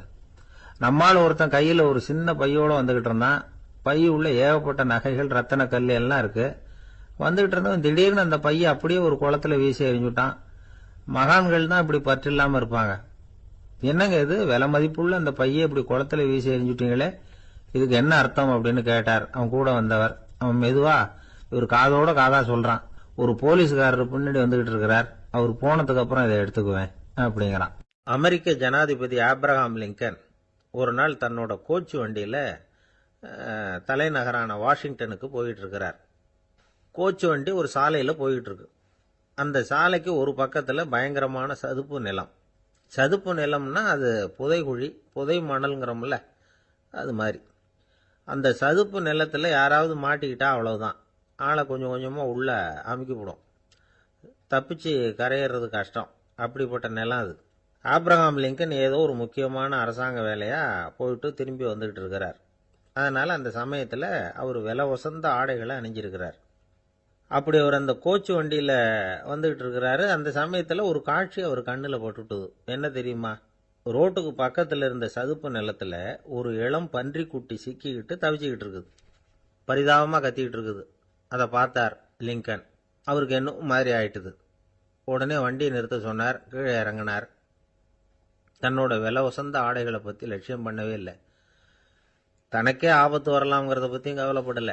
தான் ஒரு குடியரசுத் தலைவருங்கிறத பத்தியும் அவர் நினைச்சு பார்க்கல. நேரா அந்த சதுப்பு நிலம் பக்கமா போனாரு. அந்த சேத்துல இறங்கி பன்றிக்குட்டியை காப்பாத்தி கரைக்கு கொண்டுட்டு வந்து சேர்த்துட்டார். அதுக்கப்புறம் நிம்மதியா கோச்சு வண்டியில ஏறி வெள்ள மாளிகைக்கு வந்து சேர்ந்தார். ட்ரெஸ், உடம்பு பூரா சேறு சகதி. பார்க்குறவங்களுக்கெல்லாம் ஆச்சரியமா போச்சு. அவங்களுக்கு ஒன்றும் புரியல. இவர் நேரா ட்ரெஸ்ஸு மாற்றிக்கிறதுக்காக போனார். கோச்சு வண்டி ஓட்டிகிட்டு வந்தவன் கிட்ட போய் எல்லாரும் கேட்டாங்க என்ன ஆச்சு அப்படின்னு. அவர் வர்ற வழியில் நடந்த விவரத்தை சொன்னார். ஆப்ரஹாம் லிங்கனுடைய இந்த இறக்க குணத்தை எல்லாரும் பாராட்டினாங்களாம், புகழ்ந்தாங்களாம். ஆனால் இதுக்கு லிங்கன் என்ன பதில் சொன்னார் தெரியுமா? தயவு பண்ணி இந்த புகழ்ச்சியான பேச்சையெல்லாம் ஒதுக்குங்க, அதெல்லாம் வேணாம். அந்த சின்ன பிராணி சகதியில் மாட்டிக்கிட்டு துடிச்சிக்கிட்டு இருந்தது, அதை பார்த்தேன். உடனே என்னுடைய இதயத்தில் ஒரு முள்ளு தைச்சது மாதிரி ஒரு உணர்வு. அந்த முள்ளை பிடுங்கி எறிஞ்சேன், அவ்வளவுதான். உண்மையில் அந்த பிராணிக்கு நான் உதவினேங்கிறத விட எனக்கு ஏற்பட்ட இன்னலை போக்கிட்டேன் அப்படிங்கிறது தான் உண்மை. அதுதான் பொருத்தம். அப்படி இருக்கிறப்போ இதில் புகழறதுக்கு என்ன இருக்குது அப்படின்னாரு ஆப்ரஹாம் லிங்கன். எவ்வளவு யதார்த்தமான வார்த்தைகள் பாருங்க. இந்த காலத்தில் நம்மளையும் பல பேர் அப்படி உண்டு. நீச்சல் தெரியாத ஒரு ஆள் தண்ணியில் இறங்கிட்டான். தண்ணி ஆழம்ங்கிறது அப்புறமா தான் தெரிஞ்சுது. தத்தளிக்க ஆரம்பிச்சுட்டான். வாழ் வாழ்னு கத்துறான். கரையில் நின்றுட்டு இருந்த ஒருத்தர் இதை பார்த்தார். உடனே அவருக்கு இதயத்தில் முள்ளு தைச்சது மாதிரி ஒரு உணர்வு. உடனே குபீர்னு தண்ணியில் பாய்ஞ்சார். அவரை காப்பாற்றி கரைக்கு கொண்டுட்டு வந்து சேர்த்தார். இதை பார்த்துக்கிட்டு இருந்த இன்னொருத்தர் காப்பாற்றின அந்த ஆளை பாராட்டி புகழ்ந்தார். என்ன புகழாதீங்க சார் அப்படின்னார் அவர். ஏன்னு கேட்டார் இவர். நான் அந்த ஆளை ஏன் காப்பாற்றினேன் தெரியுமா? அவன் நேற்றுக்கு என்கிட்ட 300 ரூபா கடன் வாங்கியிருக்கிறான். இவன் தண்ணியில் போட்டான்னா நான் கொடுத்த கடனும் தண்ணியில் போடும். அதனால தான் விழுந்து காப்பாற்றினேன் அப்படின்னா அந்த ஆள். ஒரு காடு, அங்கே புத்தர் அவர் பாட்டுக்கு நடந்து போய்கிட்டே இருக்கிறார். அவருக்கு பின்னாடி ஒரு குரங்கு, அதுவும் தொடர்ந்து வந்துக்கிட்டே இருக்குது. புத்தர் திரும்பி பார்த்தார். குரங்கு அப்படியே குதிச்சு உயர எழும்பி ஒரு கிளையில் போய் உக்காந்துது. ஏன் இப்படி பண்ணுறேன்னு கேட்டார் புத்தர். என்னை சாதாரணமாக நினைக்க வேணாம், நான் மகாமந்தி, என்னால் எல்லாம் முடியும், முடியாதுங்கிற வார்த்தையே என்னுடைய அகராதியில் கிடையாது, என்ன வேணும்னாலும் செய்வேன் அப்படின்னுது. அப்படின்னா ஒரு பந்தயம் வச்சுக்கலாமான்னாரு இவர். ஓ வச்சுக்கலாமேன்னுது. வேற ஒன்றும் இல்லை, இப்போ நீ மேலே எழும்பி அந்த கிளையில் உட்காந்தது மாதிரி அங்கேருந்து தாவி என் உள்ளங்கையில் உட்காரணும், அவ்வளவுதான் அப்படின்னார். அப்படி உட்காந்துட்டா என்ன பரிசு அப்படின்னு கேட்டது அது. சொர்க்கத்தில் இருக்கிற மாமன்னன் மரகத சக்கரவர்த்தியை என்னோட இருக்கும்படியாக கூப்பிட்டுக்கிறேன். அந்த சமயத்தில் அவருடைய அரியணை அங்கே காலியாயிடும், நீ அதில் போய் உட்காந்துக்கலாம். பந்தயத்தில் தோத்துட்டா ஒரு கல்ப காலம் இந்த பூமியில் வாழ வேண்டியிருக்கும், அதுக்கு பிறகுதான் என்கிட்ட வர முடியும், என்ன சொல்கிற அப்படின்னார். குரங்குக்கு தாவறது ஒரு பெரிய காரியமா? இது எனக்கு ரொம்ப சாதாரண விஷயம், என்ன இப்போவே தாவட்டுமா அப்படின்னுது. சரின்னு சொல்லி உள்ளங்கையை நீட்டினார். அவருடைய கை தாமரை இலை அளவுக்கு அப்படியே விரிஞ்சுது. குரங்கு சௌரியமாக உட்கார்றதுக்காக. குரங்கு தாவறதுக்கு தயாராச்சு. அதுக்கு முன்னாடி ஒரு சின்ன யோசனை அதுக்கு. இந்த கிளையிலேருந்து அந்த கைக்கு தாவறது எனக்கு ரொம்ப அற்பமான ஒரு வேலை, இது ரொம்ப சாதாரணம், என்னுடைய கௌரவத்துக்கு இது சரியாக இருக்காது. அதனால் நான் என்ன பண்ண போகிறேன்னா, இங்கேருந்து கிளையிலேருந்து அப்படியே உயர எழும்ப போகிறேன். எழும்பி மேல் உலகம் போய் அங்கே ஒரு சுற்றிவிட்டு அதுக்கப்புறம் அங்கேருந்து நேராக இந்த கையில் உட்கார போகிறேன் அப்படின்னு நினச்சிது. என்ன யோசிக்கிற அப்படின்னார் புத்தர். ஒன்றும் இல்லை, இந்த பாயிரம் பார் அப்படின்னு சொல்லி தாவி உயர போயிட்டுது. கொஞ்ச நேரத்தில் வான உலகத்துக்கே போய் சேர்ந்துட்டுது. அங்கே போய் பார்த்தா அங்கே ஒரு 5 பளிங்கு தூண்கள் இளம் சிவப்பு நிறத்தில் நின்றுக்கிட்டு இருக்குது. குரங்கு நினச்சிக்கிட்டது, புத்தர்கிட்ட போய் இந்த பளிங்கு தூண்களை பார்த்தோம்னு சொன்னால் அப்படியே திகைச்சு போயிடுவார், இந்த தூணில் ஏதாவது அடையாளம் செஞ்சுட்டு போகணும் அப்படின்னு அந்த இடத்துல மிதந்துக்கிட்டே நினச்சிது. உடனே ஒரு தூணில் எழுதிச்சு. என்ன எழுதிச்சுன்னா, ஒரு மகா ஞானி இங்கே வந்துட்டு போகிறார் அப்படின்னு எழுதிச்சு. எழுதிவிட்டு அப்படியே கீழே தாவி புத்தரோட உள்ளங்கையில் உட்காந்துது. எப்படி பார்த்தீங்களா என்னுடைய வேலை? வான உலகத்துக்கே போய் அங்கே இருக்கிற 5 பளிங்கு தூண்களை பார்த்துட்டு அதில் நான் வந்த விவரத்தை எழுதி வச்சுட்டு அதுக்கப்புறம் இங்கே வந்திருக்கிறேன் அப்படின்னுது ரொம்ப பெருமையாக. அப்படியா அப்படின்னார் புத்தர். ஆமாம், சந்தேகமாக இருந்தால் வாங்க, அழைச்சிட்டு போய் காட்டுறேன் அப்படின்னுது அந்த குரங்கு. அதுக்கு தேவையில்லை, அப்படியே கொஞ்சம் கீழே குனிஞ்சு பார் தெரியும் அப்படின்னார் புத்தர். அங்கே பார்த்தா புத்தரோட உள்ளங்கை தெரிஞ்சுது. நல்லா உத்து பார்த்துது. அவரோட ஒரு விரல்ல அது எழுதிய வாசகம் தெரிஞ்சுது. குரங்கு யோசனை பண்ணிச்சு, அப்படின்னா வானத்தில் நான் பார்த்தது புத்தரோட விரல்களா அப்படின்னு யோசிச்சுது. இதை புரிஞ்சுக்கிட்ட உடனே அந்த குரங்கோட கர்வம் அழிஞ்சு போச்சான். நம்ம மனசு தான் இந்த குரங்கு. மனம்ங்கிறதும் ஆணவம்ங்கிறதும் ஒரு நாணயத்தின் 2 பக்கங்கள்.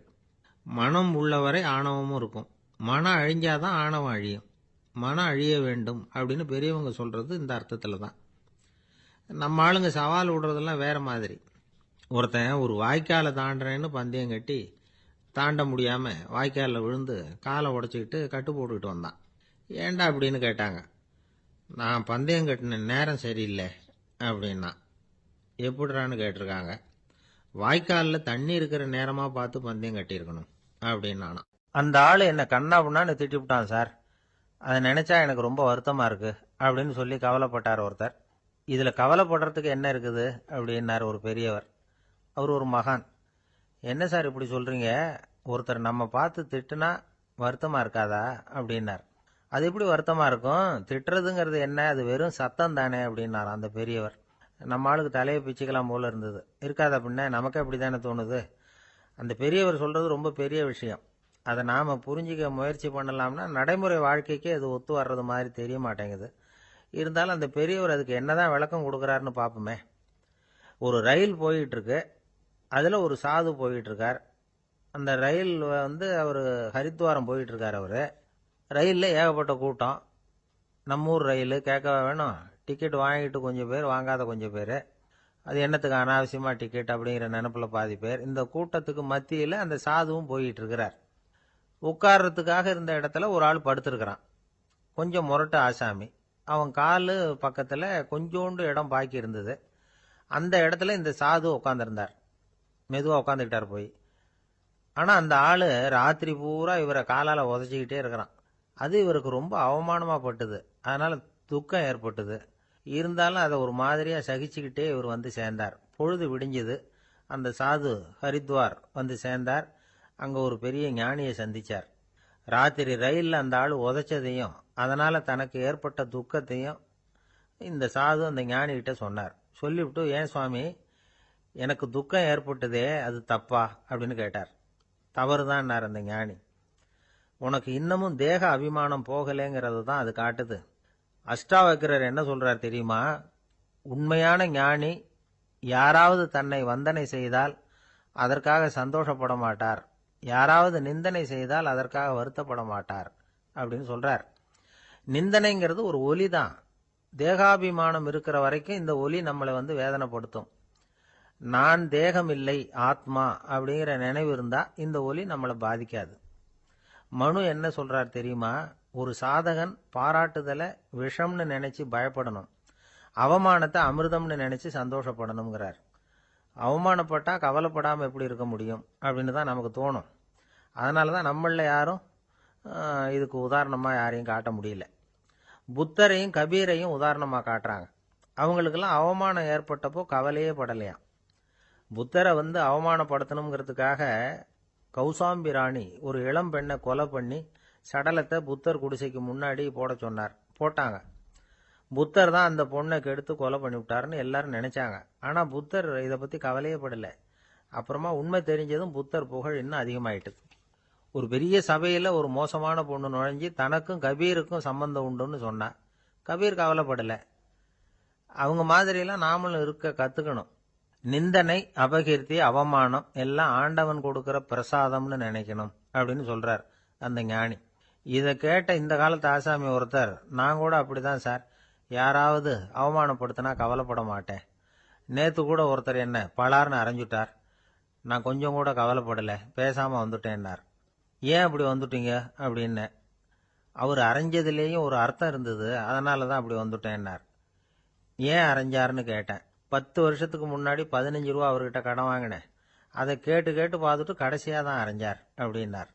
ஆண்டவனுடைய பிரசாதம் இவருக்கு அடிக்கடி கிடைக்கும் போல இருக்கு. ஆசைப்படுறதுல தப்பு இல்லை. ஆனால் அந்த ஆசை தேவைக்கு தகுந்த மாதிரி இருக்கணும். தேவைக்கு மீறிய ஆசைகள் இருக்கு பாருங்க, அது தேவையில்லை. இந்த கருத்தை வலியுறுத்தது மாதிரி ஒரு கதை உண்டு. தேவேந்திரனுக்கு திடீர்னு வீடு கட்டணும்னு ஒரு ஆசை வந்துதான். வீடுன்னா நாம கட்டுற மாதிரி இல்லை. தேவேந்திரன் வீடுன்னா சும்மாவா? ஒரு பிரம்மாண்டமான அரண்மனை கட்டணும். அது மாதிரி இந்த 3 லோகத்திலையும் ஒரு அரண்மனை கிடையாது அப்படின்னு எல்லாரும் சொல்லணும். இது அவனோட ஆசை. உடனே தேவ தச்சரான விஸ்வகர்மாவை கூப்பிட்டான், உத்தரவு போட்டான். விஸ்வகர்மா தன்னுடைய உதவியாளர்களை எல்லாம் கூப்பிட்டு ஒன்னா சேர்த்துக்கிட்டார். படாத பாடுபட்டு ஒரு பெரிய அரண்மனையை கட்டி முடிச்சார். கட்டி முடிக்க 1000 வருஷம் ஆச்சு. தேவேந்திரன் பார்க்கறான். அவனுக்கு திருப்தி ஏற்படலை. என்னுடைய அந்தஸ்துக்கு இது ரொம்ப சாதாரணமான கட்டிடம், இதை விட இன்னும் பெருசா கட்டு அப்படின்னா. தேவ தச்சர் திணறி போயிட்டார். அவரால் அதுக்கு மேல எதுவும் செய்ய முடியல. என்ன பண்றதுன்னு யோசனை பண்ணார். நேரா நாரதர் காலில் போய் விழுந்தார். நீங்க தான் என்ன இந்த பிரச்சனையிலேருந்து காப்பாற்றணும்னார். நாரதர் யோசனை பண்ணார். சரி, கவலைப்படாதேன்னார். நேரா இந்திரன் கிட்ட போனார். இந்திரன் நாரதரை பார்த்த உடனே வாங்கன்னு கூட்டிட்டு போய் அரண்மனையை காட்டினான். இது மாதிரி ஒரு அரண்மனையை நீங்க வேற எங்கேயாவது பார்த்துருக்குறீங்களா அப்படின்னு ரொம்ப பெருமையா கேட்டான். நான் பார்த்ததில்லை, ஆனா என்னை விட வயசுல மூத்தவர் மகரிஷி லோமேசர், அவர் ஒரு வேளை பார்த்துருக்கிறாரா என்னமோ அப்படின்னார். உடனே அவரை மனசுல நினைச்சு தியானம் பண்ணினார். அடுத்த கணம் லோமேசர் அங்க வந்தார். இடையில ஒரு சின்ன துண்டு, கையில ஒரு கமண்டலம், தலையில ஒரு பாய், அவ்வளவுதான் அவர்கிட்ட இருந்தது. எதுக்காக தலையில இந்த பாய் அப்படின்னு கேட்டான் இந்திரன்.